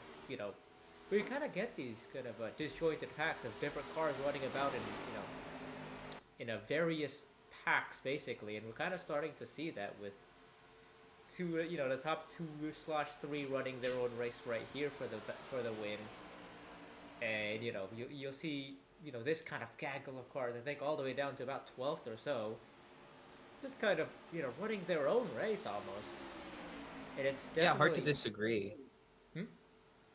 Yeah, it's hard to disagree.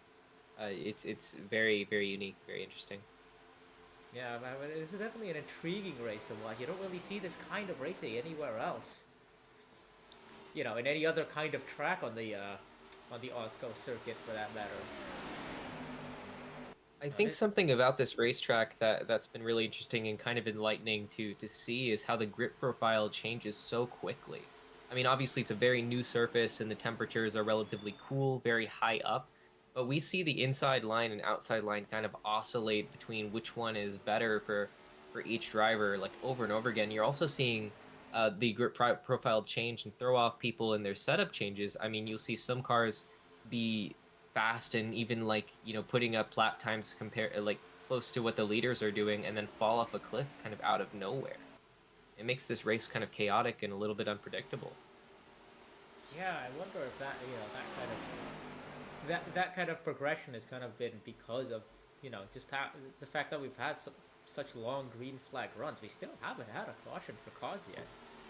everything's just kind of been we've had a green flag run basically through the entire race. We've had two entire pit cycles, and it looks like we're gonna get a third one, not at some point in the race as well. But yeah, we've run almost 100 laps without a single caution, and I wonder if that's just kind of throwing things off a little for teams. Maybe everyone didn't get their cars set up for a long run as much as they wanted to in the practice session. And this might start in that kind of thing is starting to show today. Yeah, I definitely agree. I think you can see like how some drivers kind of bet on a longer run and it hasn't quite paid, or bet on a shorter run and at times it hasn't quite paid off. I think you're starting to see some cars fall off that were like very, very good in the short run. Look at Arlen Hamstrom, who's now outside the top 10, still in this pack, but isn't looking nearly as dominant. And for drivers who did set up for that, you're looking at like the 10 and the 18 who have very masterfully pulled away and just gapped the rest of the field. So who are you looking at for your picks for this race? Your fan, like, we'll go to the FanDuel picks segment. Who's our ones to watch? Ooh, this is an interesting one. I mean, from the fan picks, I feel like you kind of have to go with the cars in the top 2 or 3 right now. Let's see here. I think I'd be remiss not to go with Ariella Contes in that 18 car. She's been there. She's been there about the best car at least since the end of the first pit cycle. She's been running in that top 2 pretty much the entire time. And now that the race is stringing out a little, unless we get a string of cautions, I don't know if we're gonna see the pack start to close up again. So yeah, I do wonder if what's gonna happen over the course of the race. But I think, assuming this race continues on with long green flag runs, I think that 18 has a good shot of staking a claim for the race win. Yeah, I mean it's a completely understandable pick, and I hate to be even more obvious, but I think I'm definitely looking at that 10 car running just ahead. We've seen Audie Stoneman have the potential to run up front all day, finally dialed it in on this last pit cycle. That team has been on top of it with strategy, and Audie Stoneman has been on top of it with driving. We talked about like her history with sprint car racing and dirt racing, and we talk about like these kind of drivers excelling at these kind of high speed, long turn tracks. And, I really think that there's a good analog to be made to Kyle Larson and Kyle Larson's dominance at these kind of tracks in the NASCAR Cup Series. Just to give like an analogous like example to the fans, the Audie Stoneman is really, really showing that dirt expertise when you're kind of using all of the grip you have at this high of speed type of track. And I think I would be betraying myself not to think that Audie Stoneman is probably the favorite to win at this point. Echo, do you have who are you looking at? I'm gonna go with someone a little bit less obvious. I'm gonna take the 15, Tabriza Toleron. She hasn't had the speed in this run, but that car has been fast all race. I think that she just needs a little bit of time to get this car dialed back in, and maybe just another pit cycle. You've seen how the pit cycles can shake everything up, so I think the 15 is going to be the one to watch here on my end here. Yeah, I mean it's hard to bet against the pole sitter and driver who's led the most laps this race by far. All right, well, I guess do we have any final notes before we continue on? Well, before I head it right back to the booth for you guys to take for the rest of the race, I think it'll be interesting just to see how the strategy aspect of this plays off. We've seen both undercuts and overcuts work over the course of the 2 pit cycles, and I think that kind of just shows how important execution on pit road is. This race is looking like a real test for the pit crews of each of these teams, and I think that's going to be a theme that continues on for the rest of the race. Yeah, definitely. Right now we're looking at something pretty interesting. Looks like this pack has caught up to Janet Parkins, who kind of lost the draft of those top 2 and has fallen back. Yen Fianaga now up to 3rd place. But the top 2 continue to run single file and are pulling away really quickly, nearly 6 seconds from the 18 to the 46. All right, well, we're back here in the booth. Yeah, I mean, Stoneman and Alicantes have really pulled away in this last run here. Those two just they're well gone right now, but you know, anything can change. A caution could change everything here. A caution could change everything, or just, you know, some issues on the pit cycle could change everything here as well.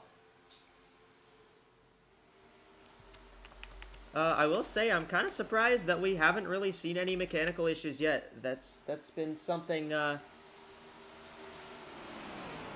that's been, I don't know, something I kind of expected to see was the mechanical issues in this race. And we just haven't really seen that happen yet. Everyone has built a pretty good engine. I'll say I am really impressed with the 18 Perry Alicantes and how well she's done to stay, you know, that close to Stoneman and not let her pull away. Wow, they are nearly 4 wide. They're looking at 4. Oh, the 52 went to the apron. Oh, that is sketchy. She kind of I think she's just kind of backing out. Doesn't want to get involved. I would want to reset and get my nerves back in place after something like that too. That was a pretty scary move for the 52.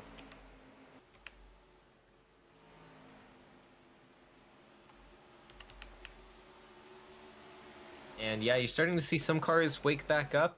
You know, you see Nihil there. You see, you know, Arlen doing pretty well in the 19 Handstrom.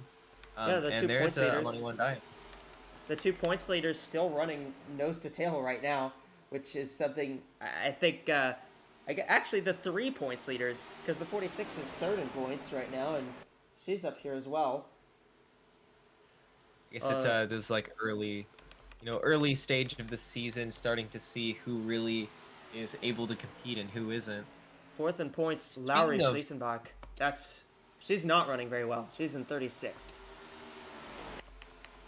Yeah, it seems like that whole team has been struggling pretty much all of today, Uberman Enterprise. Yeah, the 82 is in this group as well, Peace Lanieri. She's in 39th right now.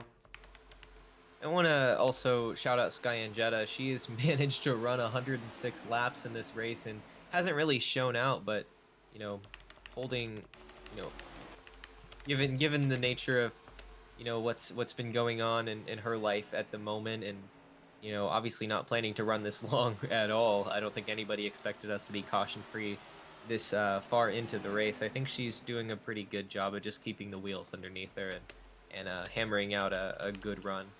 Or I would say, I don't want to say good run. She's doing good given the circumstances. 10 cars down Audi pit Stoneman road. on pit road. We got pit stops. And yeah, the pit cycle is beginning. That's a lot earlier than I expected it to begin, but the 10 car has come down. You know, I think the teams are like realize this is probably going to go green for a long time. We might not even see a caution this race, and you do not want to be caught with like 10 laps to go having to pit. So Stoneman pitting a little bit earlier to make sure that cycle, you know, comes out in her favor coming towards the end of the race is probably the better move for the long term. I think they realize the 10 car has a shot to win, and they don't want to give that up over something silly. 18 still staying out. Very interesting call, because I don't think anybody else is coming down pit road right now. The 23 is coming in, and so is the 1. Yeah, for Sky and Jetta, I mean, 34th, you know, considering the fact that she missed the race, she wasn't in the race last week, and she's kind of racing hurt right now. She's doing a great job for being kind of stuck in this car for a lot longer than she was planning to be. Because she only ran a little bit, she only ran about half a practice. They put Vinny Schultz in the car for the other part of practice, just so that she had some experience in the car. Yanniga and Nihil coming to pit road. I believe Alicantes is still the leader, though. Yep.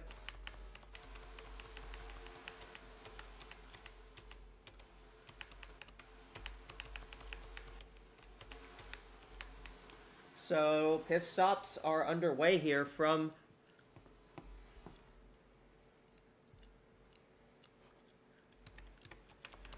Pit stops are underway here from Denver once more. Third time we've gone through a green flag pit cycle. The 18's still going to choose to stay out here. Except the 72, 93, 15, 19, 21. That's like almost everybody coming to pit road here.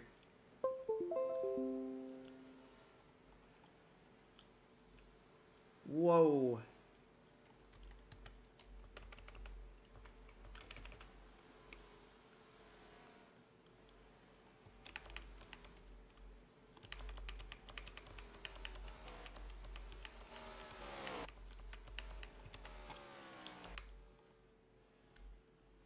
And I believe the 18's coming down right now.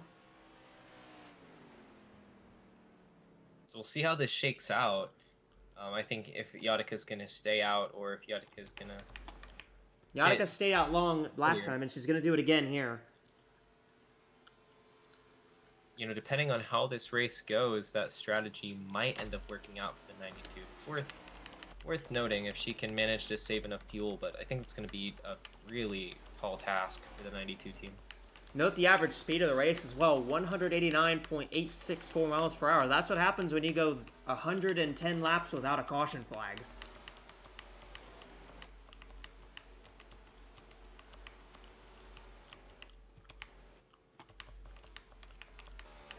And Alicante's now coming out of the pits.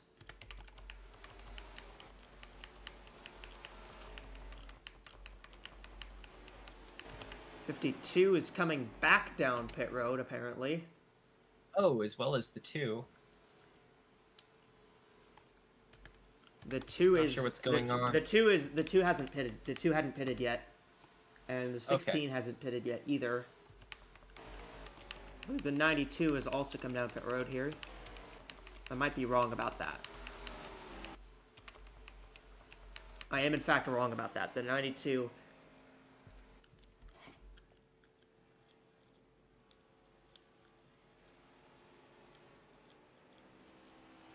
So Is still on track. seeing a little bit of interesting strategy.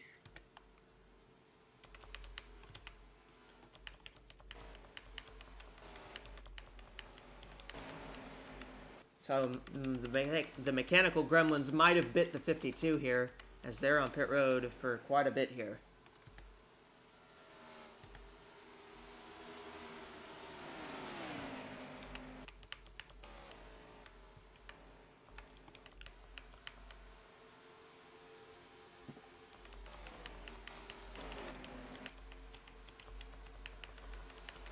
So we'll cycle out once more.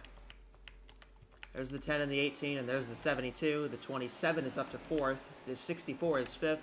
46, 15, 9, 98, and 19. 98 is up here. Eva Yarsaraj, she qualified pretty poorly, but you know, coming off a win. Yeah.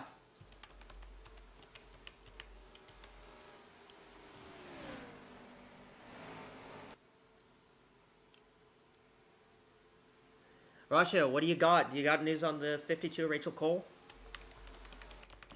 Yeah, apologies for that. It took me a while to get everything called in from the studio here, but apparently we've been checking in with the crews of the 52. Apparently they're looking at a fuel problem on the fuel system issue on that car. I think they're just going under the hood for it right now and just kind of looking at everything, just seeing what the problem is. So that's a major set. I'd say that's a pretty major setback, given we haven't really had any interruptions to this race. So that might have pushed the 52 way back in the pecking order, and we'll see if they can get that problem solved on that 52 car. All right. Well, yeah, tough break for that team. It looks like they're spending a while trying to fix that car on pit road. Top 2 is really still... tough. Really tough when you have a mechanical issue in a race like this where we haven't had any incidents. You know, that's going to put the 52 right to last place. Top 2 still pulled away from the field right now. And the rest of the group pack is about 7 seconds back here. This is the battle for third right now. We saw in the race at Pikes Peak yesterday, when they had long green runs, they would get broken up by a yellow, and we had a couple late restarts in that race.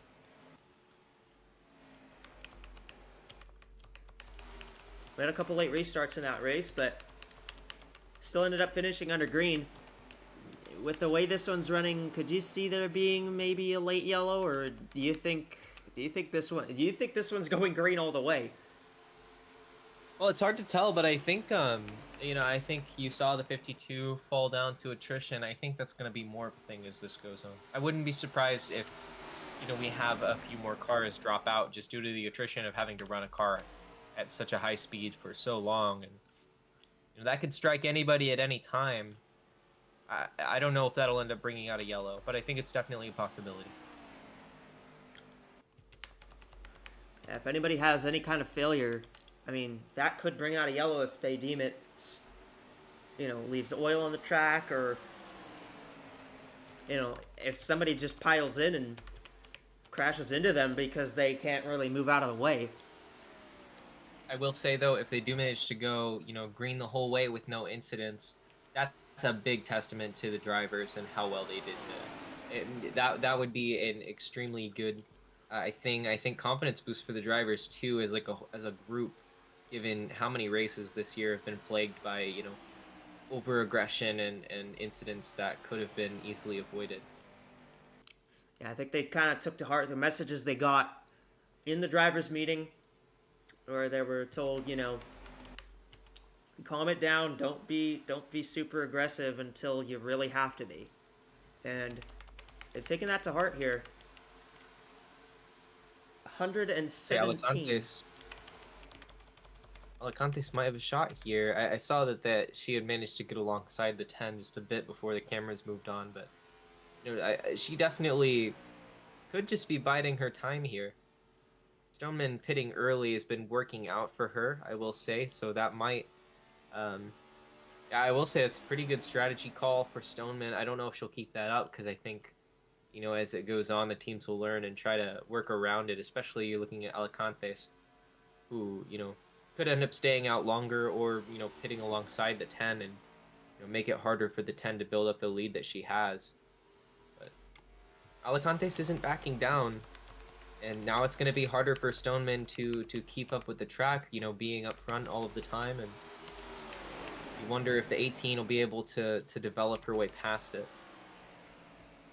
Yeah, and I mean, Alicantes has been, she ran second at Fontana a couple weeks ago as well.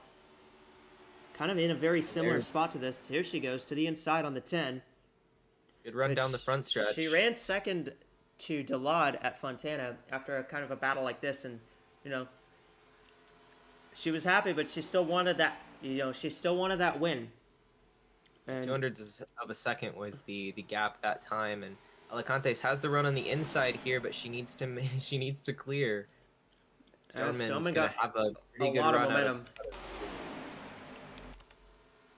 So hard to clear when it's just these two. I think Stoneman's in a really good position right now, because it's really hard for the 18 to make anything work without any drafting help, and they're doing nothing but pulling away. I will say the gap has closed a little bit between second and third, but not a lot. It was about 7 seconds at the start of the run. It's now 6.6. 6.1. Yeah, they might actually be gaining time. I wonder if they'll reach before the next set of pit stops. I think the reason that it went down this time is because those cars in front of them were side by side. I think that's probably helping them gain time, is when these two were side by side, that's going to help them gain a lot. And I think it's an interesting dilemma on Perry Alicantes' part, where, if you continue to try to make those moves and you slow the two of them down, you potentially put yourself in a position where, another driver could wake up caution! And go faster. We have a caution!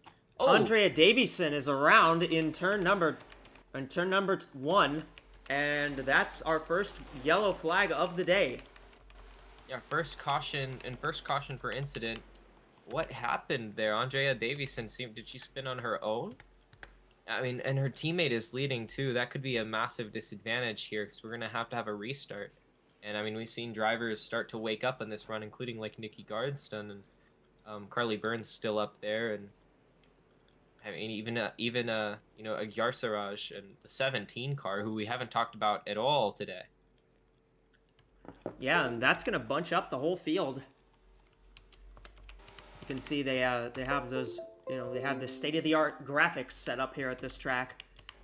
A very new facility. I think the technology is really impressive, at least for like the. I mean, I guess the. Reminds me of Texas. You know how Texas has the lights around the track? It's definitely like a spectacle for the fans, and it really kind of immerses you. A big sense of modernity, for these like newer tracks. It's very cool to see.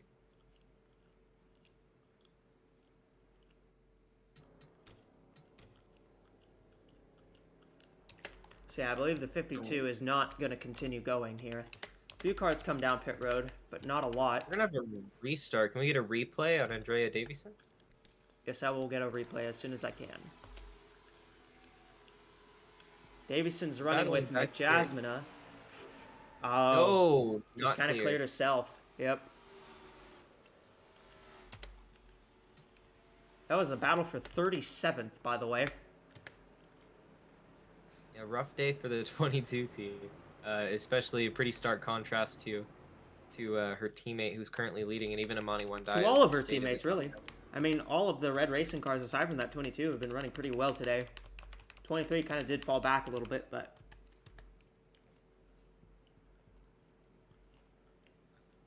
You know who we haven't talked about at all, but is like up here and kind of now in the contention, potentially for this? You look at the 17 car, the Cessna car. Oh yeah, Dara Reister. Quietly good day, kind of starting to come together for her, as well as the 98 ahead of her. I mean... Yeah, I mean, for Ozark Motorsports, their Cup program has not exactly been at the same level as their Continental Series program. But, you know, this is a good run. It's been pretty interesting, too. We're going to get our first restart of the day.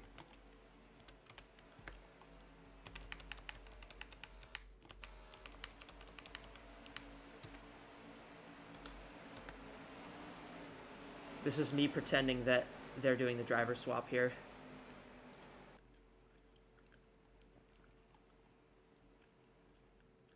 I didn't even know that was a command. That's good to know. Yep. Yeah, Rasha, do you got us? Yeah, I mean, well, in the mid-race segment we mentioned that, you know, we hadn't had any cautions for cause for a while, and you know that obviously has changed now. I wonder if that was just kind of, you know, just kind of a symptom of that kind of long green flag run. I think eventually, you know, mistakes start to creep up, you know, over the long green flag run. Everyone's kind of had to be on their toes for these last 120 laps or so. So, you know, I wonder if that played a role in that. We'll see how these guys do on the on this restart. We haven't had this, you know, we haven't had this situation before, you know, at this track. We've seen them, you know, do a start, and that was relatively clean. I wonder if attitudes are going to change here. Maybe these drivers were holding back a little bit at the initial start, and you know, maybe we'll see some more aggression pop up, especially through the drivers at the edge of the top 10. Maybe this is a big opportunity for them, since you know the pack was rather spread out before the caution, I think. So, you know, bunching up the field together, this is definitely going to drag a lot of drivers. So I think, you know, we're maybe fringe contenders for a race win into a prime contending positions, I think. What do you think about that, Rena? Sorry, I think I had an issue on my side. I couldn't quite hear you for a bit there. Oh, no problem about that. Yeah, I mean, I think this is going to be really interesting. I think the most interesting thing for me here is whether the 10 and the 18, now that they don't have this like large gap over the field, whether they're going to be able to hold off the field behind them, or whether those two cars really are just the best cars here today. I'm looking at, you know, we're going to restart the next time around. I'm looking at drivers like Garnston who've started to come alive. I'm looking at drivers like Nihale, the points leader, who's running back there, has been quietly fast. I mean, even Tabricio Tollerone might have a shot here. Yenfi Yanega has stayed in contention all day. So I wonder, is Audie Stoneman going to be able to hold off, the rest of them? Yep, and there's a car coming on a pit road. That's the 98 of a Yasharaj. I wonder if that was if that was a scheduled stop, or maybe if they were coming in to fix something. Well, I'll get back on that. I'll get back to that, and I'll get in contact with the 98 team with that. But yeah, as you mentioned, this is definitely a good chance for a lot of these drivers, I think, to move up the field and be a big test for the 10 and the 18. See if their pace is if they can hold up their pace on this upcoming run. I'll take you back to the booth now for the upcoming restarts. Well, Audie Stoneman I think out front for this restart. Nobody is a lap down aside from the 52, who's just kind of stalled on pit road. The 98 came to pit road with 1 to go, so we'll have to follow up on that and see what the issue was there. Yeah, this is going to be a pivotal point in this race, especially because this could be our only caution unless we're going to have a string of them. This could be make or break for especially these drivers at the front who seem to have had it in their hands all day. Pace car about to pull off, and for the first time today, we're going to see a restart.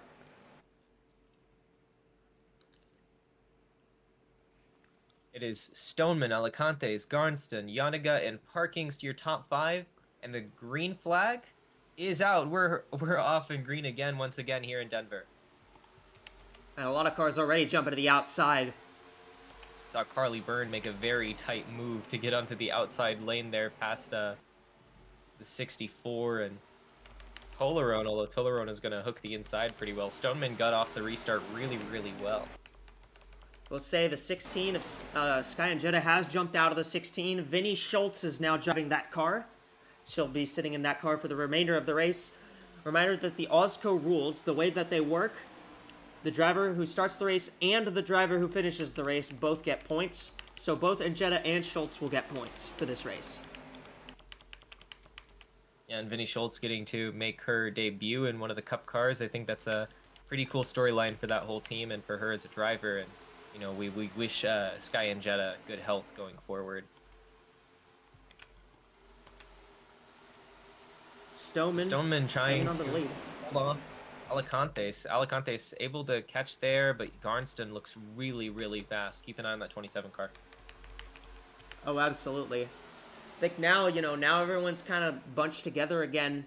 We're going to see, I think, we're going to see something very similar to how this race started. It's going to be hard to pass for the lead, but there's going to be a lot of passing throughout the pack, and I think with these cars all bunched up the way that they are, we could see a lot of comers and goers, and if anybody can get past Stoneman, I'm looking at drivers like Alicantes, I'm looking at drivers like Tollerone. I'll be looking at that 27. I mean, the 27's kind of moved her way up through the field quite solidly. I think as well, another car you got to shout out, the 9. Carly Burns run great in this race. This is the closest. I think this is the closest. Well. This is kind of the closest thing she has to a home track, being from New Mexico. Whoa. Very tight there with Parkings, but I mean, you look at the 10th place driver too right now. There's Carly Byrne's sister, Alicia Byrne. Yeah. Who is kind of been quiet all day. We haven't really talked about her much at all, but here she is running 10th, and Garnston has got around Alicantes. Alicantes is going to try to cross her over. Rasha, what's up? Yeah, got in contact with the 98 team. I think they came in to fix a cooling issue on that car. I think there might have been some sort of leak on that. Some sort of leak in the cooling system on that team, but they managed to get the coolant top back up, and hopefully they don't have any more problems. But yeah, a bit fortunate that it happened in the precaution period there, so they didn't lose any laps for that, and they're back on their way racing with the pack. Yeah, I think they're kind of like, we're starting to see that attrition slowly seep in, whether it be mental, like what happened with Andrea Davison, or whether it be mechanical, like we've seen with the 52 and like we've seen with the 98, who had just reached the top 10 by the time that happened. The 27 is really closing up. Yeah, and you know who is Matt? Wow, Perry Alicantes has lost 4 positions since the restart. That car is not doing well in the short run, especially now outside of what was relatively clean air. Stoneman, though, doing a great job of holding on. I'm surprised these drivers didn't pit on this last yellow, because I think you could have. I think maybe they're thinking they can make it on one more stop, but those other drivers that also came to pit road on this last caution, they're going to be able to go a little bit longer, about 10 or 15 laps longer in terms of fuel. So it's going to cycle out very, very strangely here, I think. Well, next week, we go to the desert. We go to Phoenix Raceway in Phoenix, Arizona. The Continental Series and the Cup Series both are going to be racing in the Valley of the Sun. It'll be the Sorry, go ahead. The Footprint 200 for the Continental Series, 200 laps, and then the Cup Series will have the Southwest Airlines 500, which will be 311 laps. And at that 1 mile racetrack, very tough to negotiate. I think it'll be a great race. A very unique track, very wide track like this one, but much lower speeds on that one, about half the distance around. Phoenix will be very, very interesting and a new challenge for these drivers for sure. Absolutely. So Yenvi Yanaga has managed to get herself back up into second. She was, for a moment, contending with Audie Stoneman. I think Stoneman's car is really, really dialed in. You're starting to see, you're not really seeing Stoneman make very many mistakes, and she's doing a good job, too, of staying off the apron, which was, my main criticism for how she was driving early on in the race. But I think she's doing a really good job out there in clean air, but Yanaga looks really fast. Yeah, the 46 does look very strong right now. And I think kind of all these cars are kind of starting to bunch up now, right on the 10. And when we see them bunch up like this, that they tend to end up going very wide and fan out a lot. And we're seeing Carly Byrne kind of try to start that, but no one went with her. Yanaga is putting pressure, kind of keeping herself in the mirror of Audie Stoneman, hoping that she can, lure Stoneman into a mistake. But for now, Stoneman is driving pretty well. I expect pit stops for these leaders to come around lap 145. Since they did not pit on this last caution, they should be able to make it. They should be able to make it to the end on fuel. These cars that just came to pit road this last caution will have a little bit more time to work with. I think they'll come in around lap 155. So we may see a little bit of shuffling there in terms of how the lead battle goes. That'll definitely be pretty interesting. Carly Byrne up into the top 5 now. Yeah, she's been kind of running up here. Yeah, and And look she's who's got her right sister behind. Alicia following her. Starting to see who's kind of dialed in their setups and who's able to make their cars work for them in the long run. Although you're seeing the 46 and the 10 kind of start to run away, which might be a quirk of this track. A couple cars tandeming together can pull away pretty quickly. That's an interesting move by the 9. Went kind of down to the apron there. Fabrizia Tolerone, ooh, aggressive move. She's also getting Trying to get aggressive. underneath. Making an aggressive move on her teammate, Nietzsche Garnston. Oh, Alicantes. Had to check up pretty massively there. Narrowly sent it into Garnston.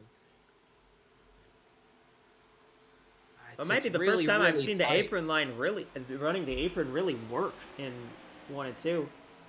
I think they were really helped by the fact that the outside lane got so jumbled up there. Yeah. Usually when the outside is more cohesive, it's really hard to make that work. But Tolerone and Byrne made that move at the right time.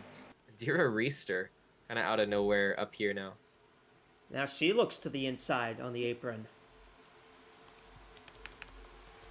Kind of everyone is up here now.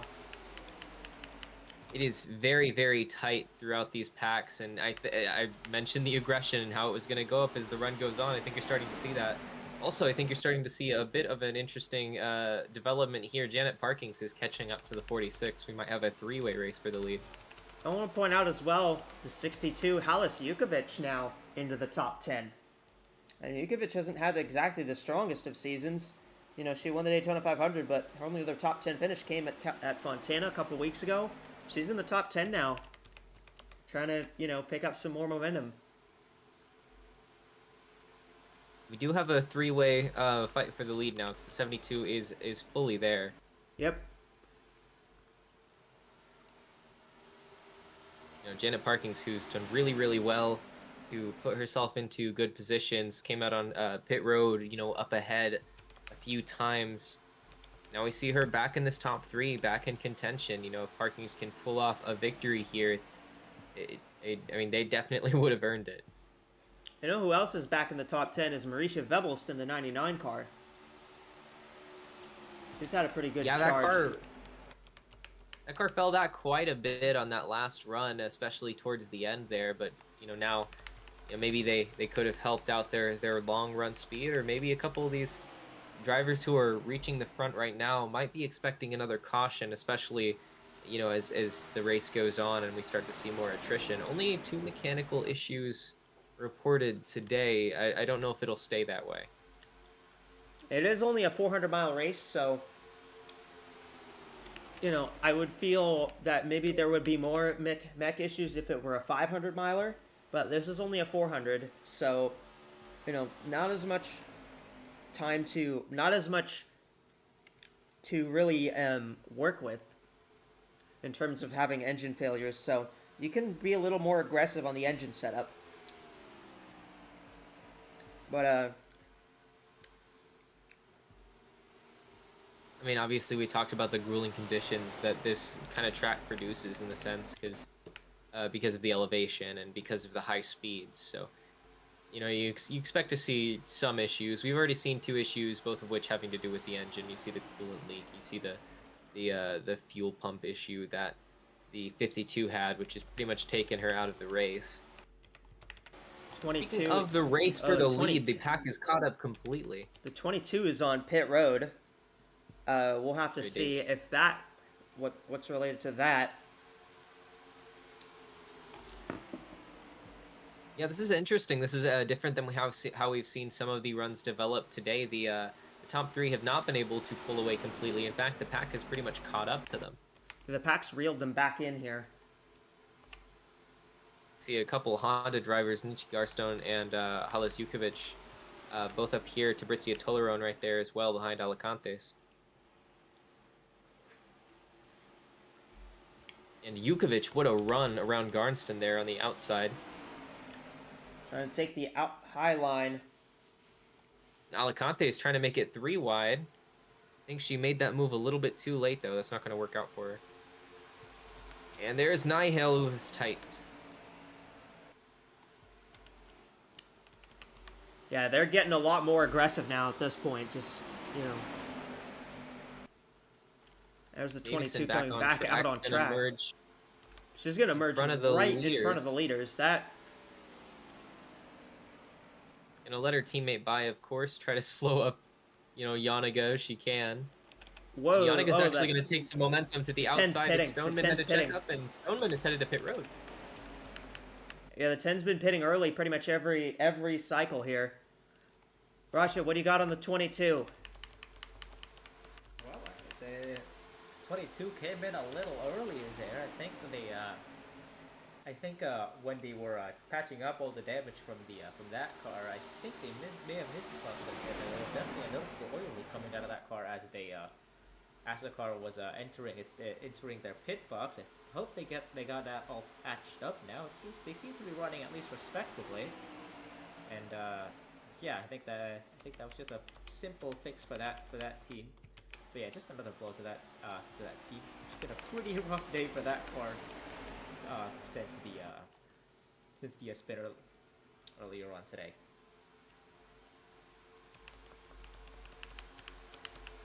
Well, this has left Yanaga in the lead, but here comes the 62 trying to take the lead away from the 46. Halis Jukovic kind of coming alive in the later part of this race.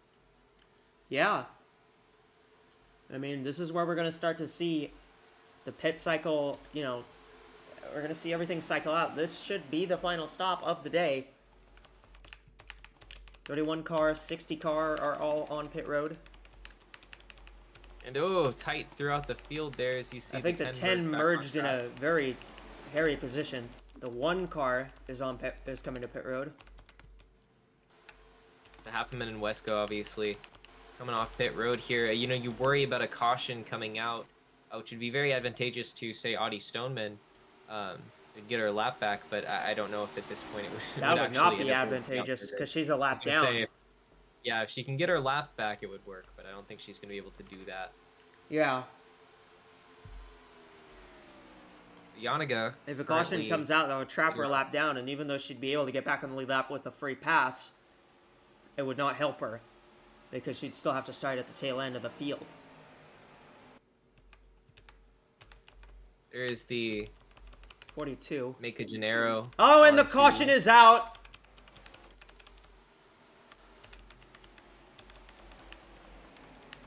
Well, that's a backbreaker for Stoneman.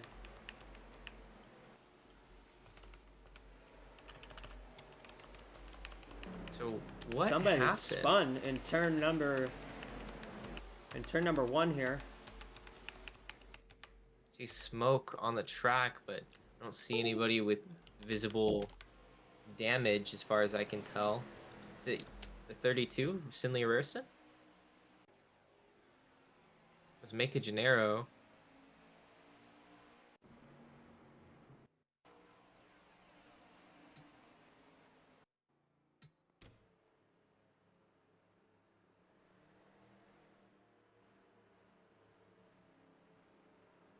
That is a really, really tough race. Now, she probably will get her lap back just by virtue of not having to pit here, but it's...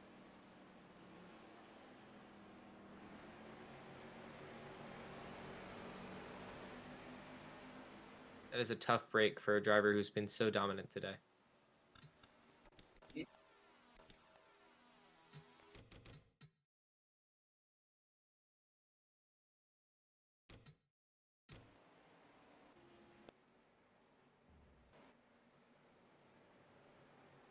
You can check the incident report, the Alt-4 thing.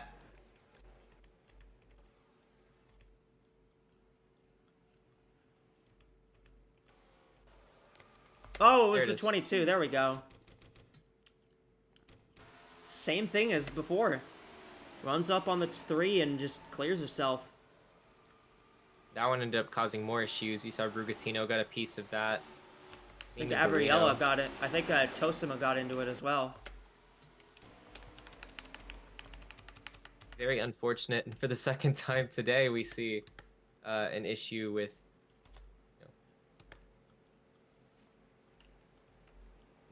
Andrea Davison. Ended up causing issues for Audie Stoneman, and this one might be more terminal than the previous one. The 72 won the race out of pit road.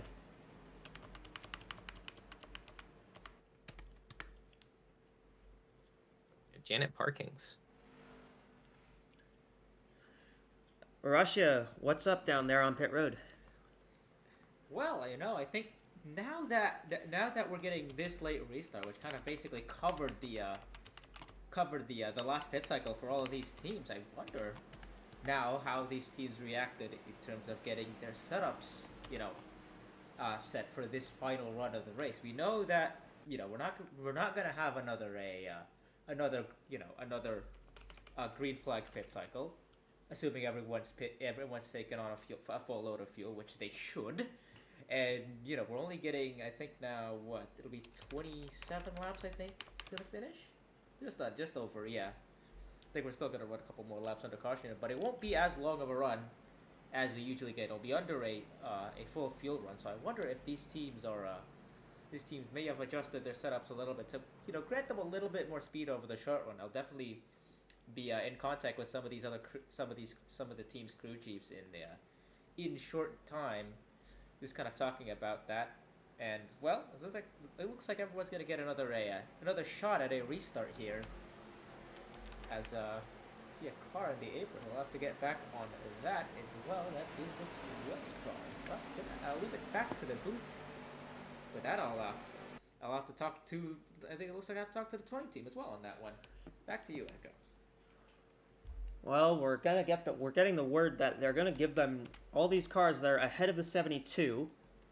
We'll get the wave around. So Stoneman will at least be able to get back on the lead lap via that. Yeah, it includes Felicia Vancy. There's Mika Harina, Yappy Malikson. A lot of these drivers who pit early in the cycle, who didn't need to pit again. You know, it's a tough break for that, especially that 10 team, and you know how well they've done today. But you know, they at least will have the shot in these last 20 or so laps to you know, potentially pull a better finish out, whether or not they can, you know, make it to the front again on this restart. Looks like the 39 car of Talberson also has taken off a bit of the, they've taken off the hood on that car, so that car is not running around with its full sheet metal. So it will be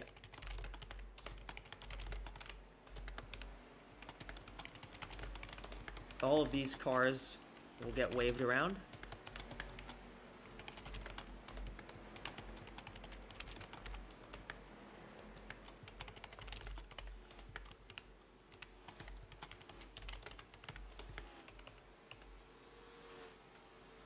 So Janet Parking's going to be your leader coming to the restart. Parking's Once Yanaga, again, showing out on pit road. Nihale, Garnstone, Yukovic, Byrne, Ajarsaraj, Byrne, Anstrom. Hey, shout out to Ava Ajarsaraj, that team that they had that issue earlier, and they're able to get back up to the top 10 now. Yeah, I mean, I imagine that 98 team is very grateful that their issue came during a caution cycle, but that's still like a great, you know, perseverance from that team to make it back up here, you know, coming down pit road, really executing when they need to, and now having a good shot here.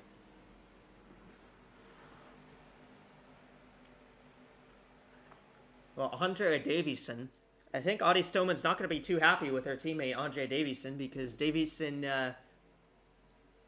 has caused both of the yellow flags, and they both kind of hurt the 10. And now this is a whole new ball game. Very unlucky on the part of Audie Stoneman, but Janet Parking's, when I give, you know, the proper flowers for the drivers who've done well today, has really showed out and persevered, and now finds herself at the front. As we come into the restart zone, green flag is back out. We're racing once more here in Denver. Yeah, Parking's got a good jump. It looked like Yannicka might have been slow to gear up. That let Alicantes jump to the outside. I think Yannicka's going to get up to speed fast enough to maintain second, but that was great for Parkings, who's going to be able to keep the lead here. And this is the first time we've seen that 72 out front all day, so she's got her work cut out for her here. But the drivers that have got their work cut out, you know, you gotta watch that 10. She's gonna be on a mission to try to get back to the front. Not much time to do it either, as they're gonna cross the line. It's gonna be 16 to go. Yannicka to be inside.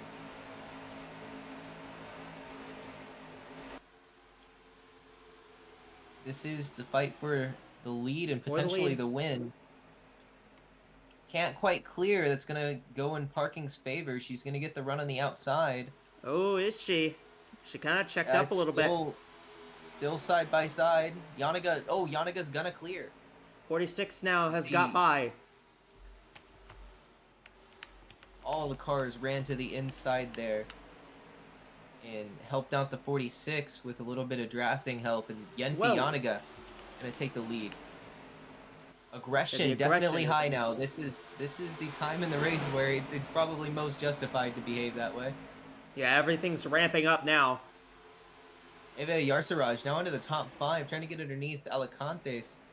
fighting for the win. We got quite a few of the Dark Horse cars up. In fact, all of them in the top 10. Russia, what's up? Well, that got back to you. Got back to the 20 team. Just checking in on that car. They are running. They did get that car back out and running, but they're too. Oh no, they're not. They did. They weren't able to get that car out of the way. Sorry, I was looking at a different team's report there. But yeah, they. I think they lost a cylinder on during the caution when they were fixing the car up. I think they had trouble getting the. They had more trouble with the ignition system on that car, so I think they just chose to park the car for the rest of the day. I don't think they were. I think the probably weren't going to be able to fix the car before the end of the race. As for the setup thing I was talking about, I can confirm that after talking to the 64 team, their crew chief, that yeah, they definitely made a couple of swings to the car to make the car more responsive in these shorter runs. We'll see if that works to their advantage, but that's definitely something that at least a few of these teams were looking at in this last caution and caution pit cycle. Back to you, Echo, for the rest of the race. Yeah, for the rest of the race, unless we need a report on somebody. Yeah, this is getting really, really heated up here. We're seeing a lot of aggressive moves, especially within that top 10. We saw them go 4 wide there for a moment. We saw Halas Jukovic scrape the wall. And now Janet Parkins has caught back up to Yenfi Yanaga. We might actually have a battle for the lead here. Perry Alicante is back into it as well. Alicia Byrne, by the way, running in 4th now. Yeah, both of the Burns are up here towards the front. I correct myself, by the way, when I said Dark Horse Racing, I meant Mason Parker. All 4 of their teams in the top 10. They're both Ford. Yeah.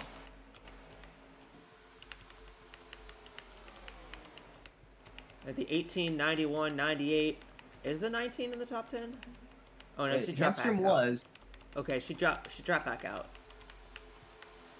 Yeah, it's been a great day for the Fords.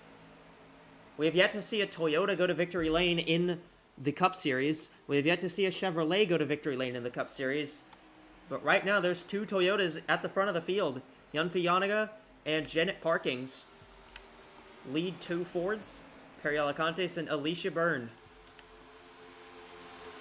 And 3 of the top 6 are from Mason Parker Motorsports. 18, 91, and 98, all up here. You got to give a shout out to Ajar Siraj's team. They had to pin under the caution. They stayed out. They stayed out as long as they could, and they were able to get that track position back and get up with the rest of these cars. And now they've got a shot at the victory. And before things get too packed up front as far as storylines go, where is Vinnie Schultz running? The 16. I should say after the. There's the 16. There she is. Back here in 22nd. Running the apron, pretty aggressive there. And we're going wide here. There, the 62 is looking to the apron. Alzukovic trying to hold on. Oh, Yogar Savage has to check up. Kind of got nervous. There was a hole there, but didn't feel comfortable taking it. Parkins has lost 2nd to Perry Alicantes. Here comes the 18. 2nd at Fontana.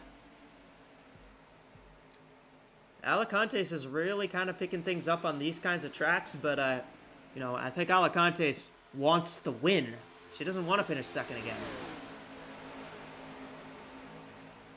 I mean, that is a driver who is definitely hungry for a win. Speaking of, real quick, I want to shout out Valicia Vance. I think has made up a lot of ground after getting the wave around. We saw the 1 car there for a moment. Where's the 1?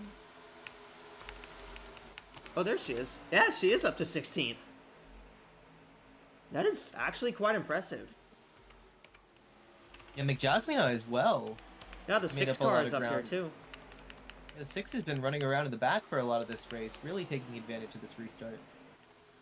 Yanaga, Alicantes, and Alicia Byrne. Now the top 3. Parkins has really dropped back. Parkins pretty far back here. Yeah, I mean, she needs to gather herself quickly if she wants a shot at this win while there's still time and they haven't, the leaders haven't pulled away. Izay Javida now up into the top 10, the North Star Racing car. Kind of back up towards the front after struggling earlier. The North Star team hasn't had the best of luck this year, but she's up here and she's running very, very well.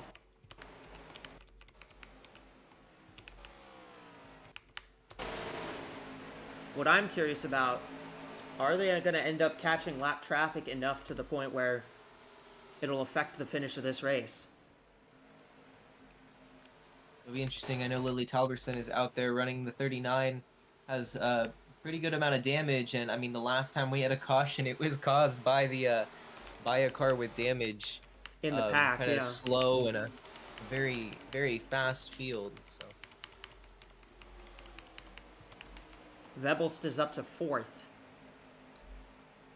She just got by Nihale. she's kind of come out of nowhere, kind of waking up towards the end when it matters most. Yeah. Here comes Alicantes for the race lead. Looking to the inside on Yanaga. She's gonna She's clear. got it. That was, She's clear. Wow. And look at who else And is that here. was- Vebelst just cleared Alicia. Oh, and did she clear her? No, not yet. Yeah, Byrne got a good run on the outside there, but Bebel still is gonna have the drafting help going into turn 3, and yeah, Alicia Byrne is gonna start bleeding positions here unless, Oh, I don't know. unless something like that happens. Looks like Nihale had to check up, really could not make it stick on the apron, and that allowed Byrne to get quite a run. 91 got such a run that she actually got outside of the 46 here. Fortunately, scraping the wall kind of killed a little bit of her momentum, which Yeah. didn't carry around the 46, but still keeping position. Doing a good job keeping her head in it. McJasmine, by the way, up into 8th now. Yeah, the 6 car running great. I mean, we really did not see very much of Gianni McJasmine in this one until, you know, right at this moment. And now she's up here with the rest of them. And Perry Alicantes, he's starting to pull away a little bit from Yanaga. We saw Alicantes lead for a while earlier. We know that she's capable of kind of pulling away. By the way, McJasmina making up positions very quickly. She's now up to 6th place. Yeah, what a run that 6 car got.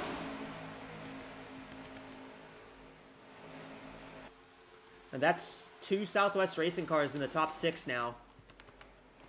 With Yanaga up here as well as McJasmina. She's going around the outside of Garnston for the 5th position. And that's going to work out. Where did she come from? Like, what did they do? They must have swung hard in that pit stop to Yeah, make because that she was car. running way out back for like a majority of this race. Oh, Yanaga's in the wall. I mean, that's the kind of thing that can happen when you run a new track like this and everybody's unfamiliar. You know, you can see these teams who are desperate take these big swings and stumble on something. It seems like McJasmina must have stumbled on something big. She's diving it down no. on the apron. I think that's Wow, gonna she managed stick. to make that work. Wow, That's incredible for McJasmina. I have She's not- up to 3rd. what a run for the 6 car. Alicia Byrne's going to 91 make it difficult. It's harder to pass the further up you get, but The 91's gonna try to Johnny cross has- her over. it's kind of hard when you half run that apron. It's really hard to keep grip with the difference in banking. You know, it's just less tire on the road. That didn't work for Alicia Byrne. McJasmine up to 3rd. She's made up 2 positions a lap since we noticed that she got the top 10. Yeah. The Getting 6 car has a real crazy shot runs. here. She's catching Yanaga. Yeah. I mean, we saw this in the Continental race. Yoko kind of came out of nowhere to win that race as well. Wasn't really up there until the final 30 laps. The 6 wasn't even really in the top 20 most of this race. And now she's caught the leaders. What a comeback for the 6 team. I remember looking at, I think, you know, there was a point in this race where she was racing with that 22 at the very back of the field. In fact, I think she might have been the one involved with the 22 in the first yellow. Yeah, I remember at one point in this race, McJasmine was running in like 37th position. Yeah. Like 37th position. So I incredible the comeback that team has had, and now she has a real shot. They're gonna cross the line. It'll be 10 to go, but she's peaking at the right time. Oh, kind of hit the apron, slowed her down there. Mercia Vebelst is just waiting to pounce. She kind of got slowed up by the 46 in front of her, too.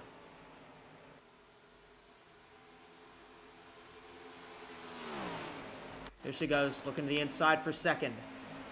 Yeah, I don't think McJasmine is interested in teamwork at the moment. I don't think anybody's interested in teamwork. We're at 10. We are at our Windows 11 to go. It's actually 10 to go. I missed it. But our AWSCO Windows 11 to go. And we have a great battle for the win shaping up. Alicantes, Yanaga, Vebelst, and McJasmine are all up here. Here comes the 91 of Alicia Byrne as well.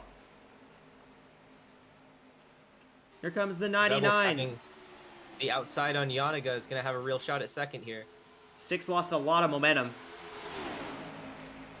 They're going to catch the 39. It's just an unfortunate aspect of hitting that apron, especially if you don't have any help. It's really hard to get back up to speed. Look at Felicia Vancy in 7th. The 1 car is up here now. Yeah, what a comeback for that 1 car. I mean, she's also been running at the back for most of this race. Yeah. She had to take the wave around to get back on the lead lap, and now she's up here in this lead battle. Alcantes pulled away a little bit from the 99. And that space is good if she wants to get around the lap traffic like cleanly. Lily Talberson obviously coming up. Alicante's probably benefiting a little bit from the draft, and Talberson, just gets in her way, and this is going to be a real shot for the drivers behind. Can't get by. Still can't get by. And here comes the 99. Against this lead group. Just terrible luck for Alicantes. Talberson not really playing nice here. She does have a right to fight for her lead lap finish, but ooh. And Alicante's going to hit the apron to get around the 39. Yeah, but that just brought everyone into this. Top 10 pack now, very, very condensed. And there's a much slower car in there as well. That's going to throw off a lot of the pack and make things pretty difficult.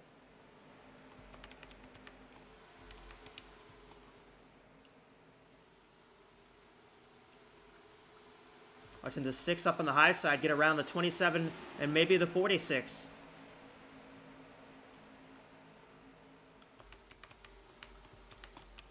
Just needs to start charging up those runs and really taking advantage, and she's doing it. You it. can see it. She needs to move inside now.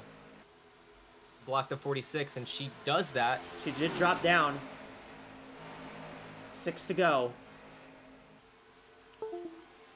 6 to go for Perry Alicantes, who's doing a great job fending off the horde of hungry drivers behind her. Yeah, but I don't know if you want to be in the lead at this point. I think if you're one of these drivers that's trying to chase her down, I think getting that run on the 18 is going to be the utmost priority, and you can get a really good draft here.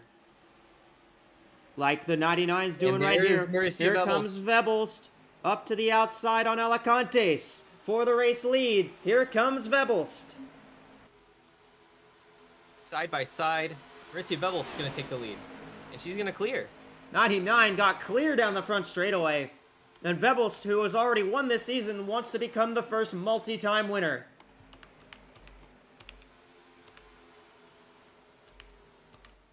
Alicantes is not going to go down without a fight.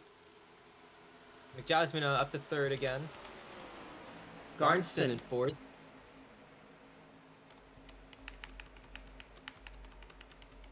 I mean, I also want to say, for Audie Stoneman, she just hasn't made up the ground that she needed to make up. She's back in 30th still, after leading a majority of this race. 4 laps to go.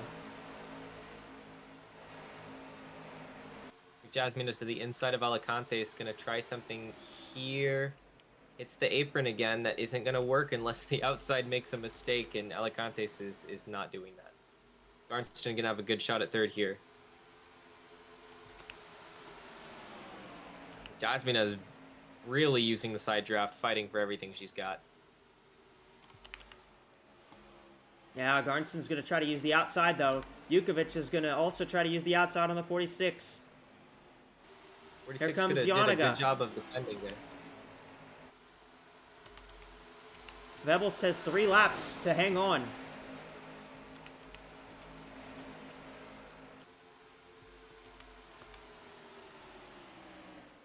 Can Alicantes do anything? She's putting Whoa. pressure on Vebels. What a run McJasmine got down the inside. And I think she might clear Garnston. She did get clear. She does.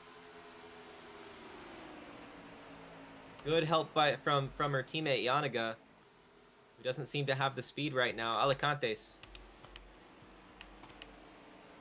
Garnston's trying to fight right back.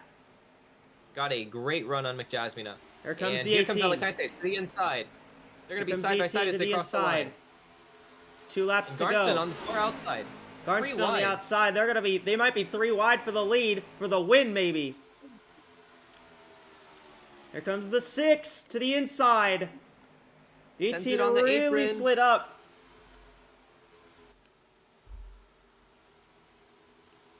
Jukovic is there as well. Alicia Byrne in 5th. Jasmina is there. 1.5 laps to go. Jasmina trying the apron one more time. Vebel's still going to get a good run on the outside. Oh, the And 6! McJasmina. She's out of fuel, McJasmina I ran out of think. fuel. White flag. 1 lap to go. Alicantes trying to hold on. Vebel's on the outside. Alicantes does not want to finish in second again, but Vebels has such a fast car. Vebels is going to try one last run to kind of charge it up down here down the front straightaway. Into 3 and 4 for the final time. Multiple cars ran out of fuel there. I don't think that she's going to be able to do it. Oh, she's going to make it close, but... Perry Alicantes. She's going to try, but she can't get there. Perry Alicantes wins in Denver. What a race, especially there towards the end. Great finish, great race. Multiple cars did not have the fuel to make it to the end there. I'm not sure why, but they just did not have enough fuel.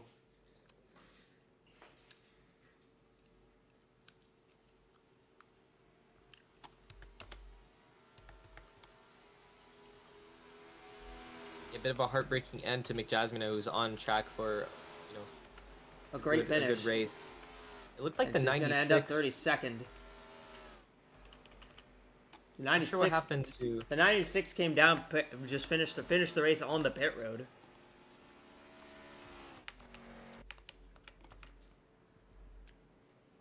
Perry Alicantes comes home with the victory for Mason Parker Motorsports, and finally breaks through to take the victory after coming so close at Auto Club Speedway.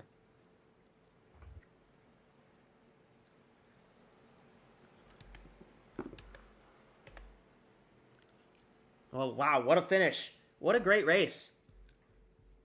Quietly, really good run for Valicia Vancy there at the end. Finishes 6th after all of that. P6 for Vancy. You know, Nihil, points leader, comes home in 10th. Yanaga in 9th. Looks like Arlen Handstrom kind of struggled at the end there. yeah, Sky and Jet, or Vinny Schultz as well, getting that 16 to finish 19th in this one. Great job by that team. You know, with multiple drivers in the car for this race, just being able to get it to work. And you know, obviously the plan is for Sky to be back in the full race at Phoenix, but if she's not feeling well enough, Vinny Schultz will still be on hand for them for the coming weeks. But I mean, great race.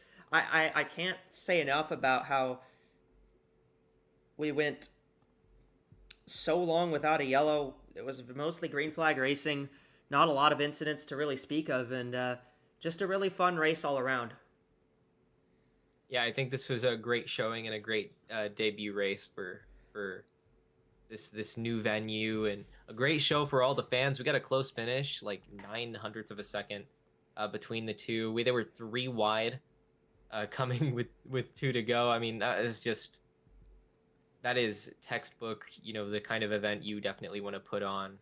Um, especially as a debut event. So great for the venue, great for the fans, great for the drivers. They really showed out today, and minus a few incidents and a little bit of attrition. I mean, we saw a very clean race, and unfortunate for a couple drivers. You saw Audi Stoneman came home in 22nd, but led a lot of laps.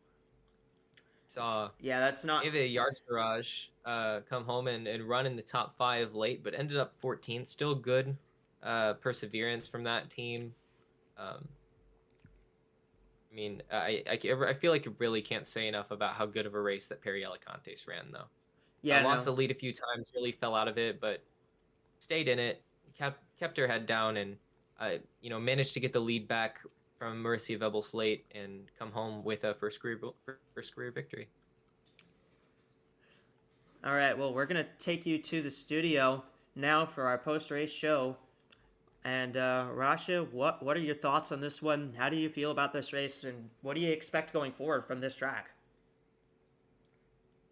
Yeah, I think this race had a little bit of everything, I think. I mean, we had that long green flag run at the beginning, at the opening half of the race. We had we had those long green flag runs, green flag pit stops. We had that basically that extended run of just cars running around the track and racing each other for an extended period of time. We saw just how wide the field, how the field was spread out, how wide they were spread out over that long green flag run. And I think some of us were wondering whether or not we'd get any kind of caution, in the race at all. And we ended up getting a few of these. We ended up getting a few, and we even had a pretty quick run to the finish at the end there. So yeah, I think in terms of seeing everything that this track has to offer, I think we got a little bit of everything today. I think. Do you agree with that, Frenna? Yeah, I mean, this I really think that this was a great debut event for this venue. I thought we saw a lot of really excellent racing from our drivers here today, and unfortunate for some drivers who performed very well, didn't really get the finishes that they wanted. But I mean, this is all you could really ask for, especially on a new track, and with how all the drivers managed to come through today. I think it's really, really respectable what they were able to do. Yeah, I think especially given that this is a new track, I think these drivers put on a great show. Kept it clean most of the way. We didn't have that many. We don't have too many incidents to speak of, and just saw a lot of good racing between all these drivers, I think, today. Yeah, and great. There's a few people we can talk about. We can talk about Audi Stoneman and how good she did today, despite how it all ended. We could talk about Perry Alicantes. We could talk about Vinny Schultz, who managed to wheel the 16. Who Sky and Jetta was doing an admirable job given her situation and how she's been feeling. She ran the car for a lot longer than I think anybody expected today. But Vinny Schultz managed to drive that car all the way up into 19th at the end. Obviously, got a little help from a few cars running out of fuel, but that's still very respectable. I mean, you even look at drivers like Lori Schliesenbach, who were in the the lower half of the 30s for most of this race, come home in 21st. Paisley Uria as well, 23rd. These very, very quiet recoveries towards the end that help these drivers in terms of their championship prospects. Those are points on the table for them. Very, very quiet run by, say, Alicia Byrne, who managed to come home with a podium finish, and she I don't think she even led a lap today, but she showed up at the right time. Yeah. So I think this was a really good race. I think we saw a surprising amount of comers and goers for the kind of track that this is. And I think the fans are going to be happy with this one. Yeah, I'd agree with you on that. We had a really fun event today. And yeah, I mean, you talk about Alicia Byrne getting that third place finish. That's a nice solid run for her in that 91 team, which is something that they've been trying to find all season. I think the pace has definitely been there for the 91 team, but they've had a bit of struggles getting things together. So having it all kind of work together in a run like that, it's always nice to see. Yeah, we I think mentioned you could say the same for Mhm. Halas Jukovic, the Daytona 500 winner, who's pretty much struggled everywhere else this season, comes home with a top five finish. I think that's something to take home and momentum to build on for that team. Yeah, definitely good flashes of speed from that 62 team, and we talked about the North Star team, and Rachel Cole obviously had that fuel. I think that fuel leak problem, I believe, that kind of kept her out from the rest of the race. But our teammate Ija Javida had a good run, brought home another top 10. That's a second one of the season. That's a fourth top 20 of the season as well. So, I think that North Star team as well, also making steps, to grow as an organization. And I think they're starting to see good runs out of that team now. So yeah, definitely a lot of, positive signs coming in from a lot of these teams, I think. Yeah, I think you could also shout out Marcia Vebels there. Obviously, won earlier in the season, nearly got her second win. Um, today, less than a tenth of a second, from a victory here. She really came alive in that last run, and I think if I'm not mistaken, she was the only ERR car to finish in the top 10. Really, I think that's good for that team, especially because those cars were definitely driving a bit worse than some of their competition earlier today. Unfortunately for like Lily Talverson, Carly Byrne came home with a top 15 finish, which is still respectable given everything, and that's a step in the right direction. She showed a lot of speed today. Um, didn't really see much from the other ERR car, but we saw a little bit of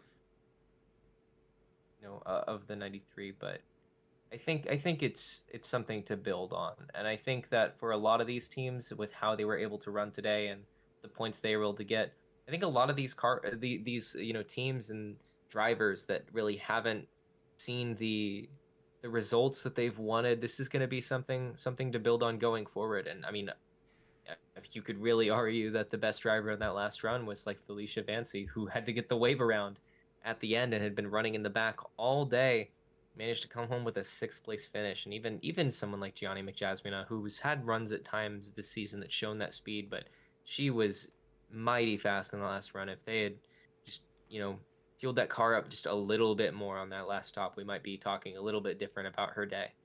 And Yeah, I mean, we're talking about Vanti. She had three finishes of 30th or worse to start the season, but now she's on a run of two top tens in a row with an eighth place at Willow Springs and a sixth place in this one. So yeah, I think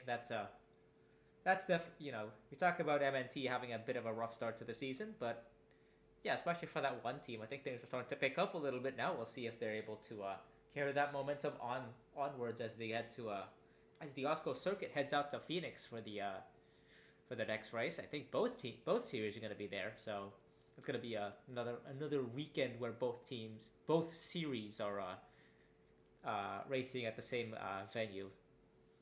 So yeah, I mean that's definitely going to be a different kind of track. Phoenix is definitely more of a kind of a strategy short track kind of thing, kind of affair. So not too different from this one, but a very different kind of track. So the kind of racing we'll see will be very different, I think. yeah, and that'll be very interesting. And I wonder, because I mean, we just saw another Ford come to victory lane today, and I think that that's really like they're starting to solidify themselves as like the cream of the crop as far as the manufacturers go this season, in like really setting themselves apart with the speed and the victories. And as much as like Nihil obviously going to walk away from today probably with the points lead still, but when we talk about how the championship is decided in this series, we're getting a lot of different Ford drivers locked into that postseason where they have a shot for the championship. And I think that that's if that continues, Ford doing very, very good things here on the circuit. Yeah, definitely. I think the Fords have been excellent in terms of getting wins done. So I think that's something that's definitely that other manufacturers are gonna have to look out for. The Fords just seem to have that X factor when it comes to closing in wins and getting those trips to victory lane that everyone wants. So yeah, that's again definitely something everyone's gonna have to take a look at, and especially looking at Mason Parker's pretty strong performances start the season. That's 3 wins, and well, the one car that hasn't won this season finished third in this one. So, overall, Yeah, very promising good. signs for Mason Parker. Yeah, very good start to the season for them. Well, on that note, I think we'll hand things back off to Echo for our closing statements and the end of the broadcast. Here, we'll take you over back to the booth now. As it's been great having being on for this broadcast, but take you back to Echo now for our farewells. Yeah, it was a great race. This one, a lot of action in this one. Wasn't lead change-ins every single lap, but you know what? You don't need that to have a good race. And there was a lot of battling throughout the pack, and there's a lot of great racing. And the run to the finish was probably the best part of the race because everyone was really aggressive, but everyone was very clean. It was a very clean race, and we really did. I think there were only 2 retirements. The 20 and the 52 were the only 2 that actually retired from the race, and just a really fun show all around. Well, that's gonna do it for us here from the booth. On behalf of Rena and Russia, I'm Echo. Thank you for watching this race. We'll see you next time from Phoenix.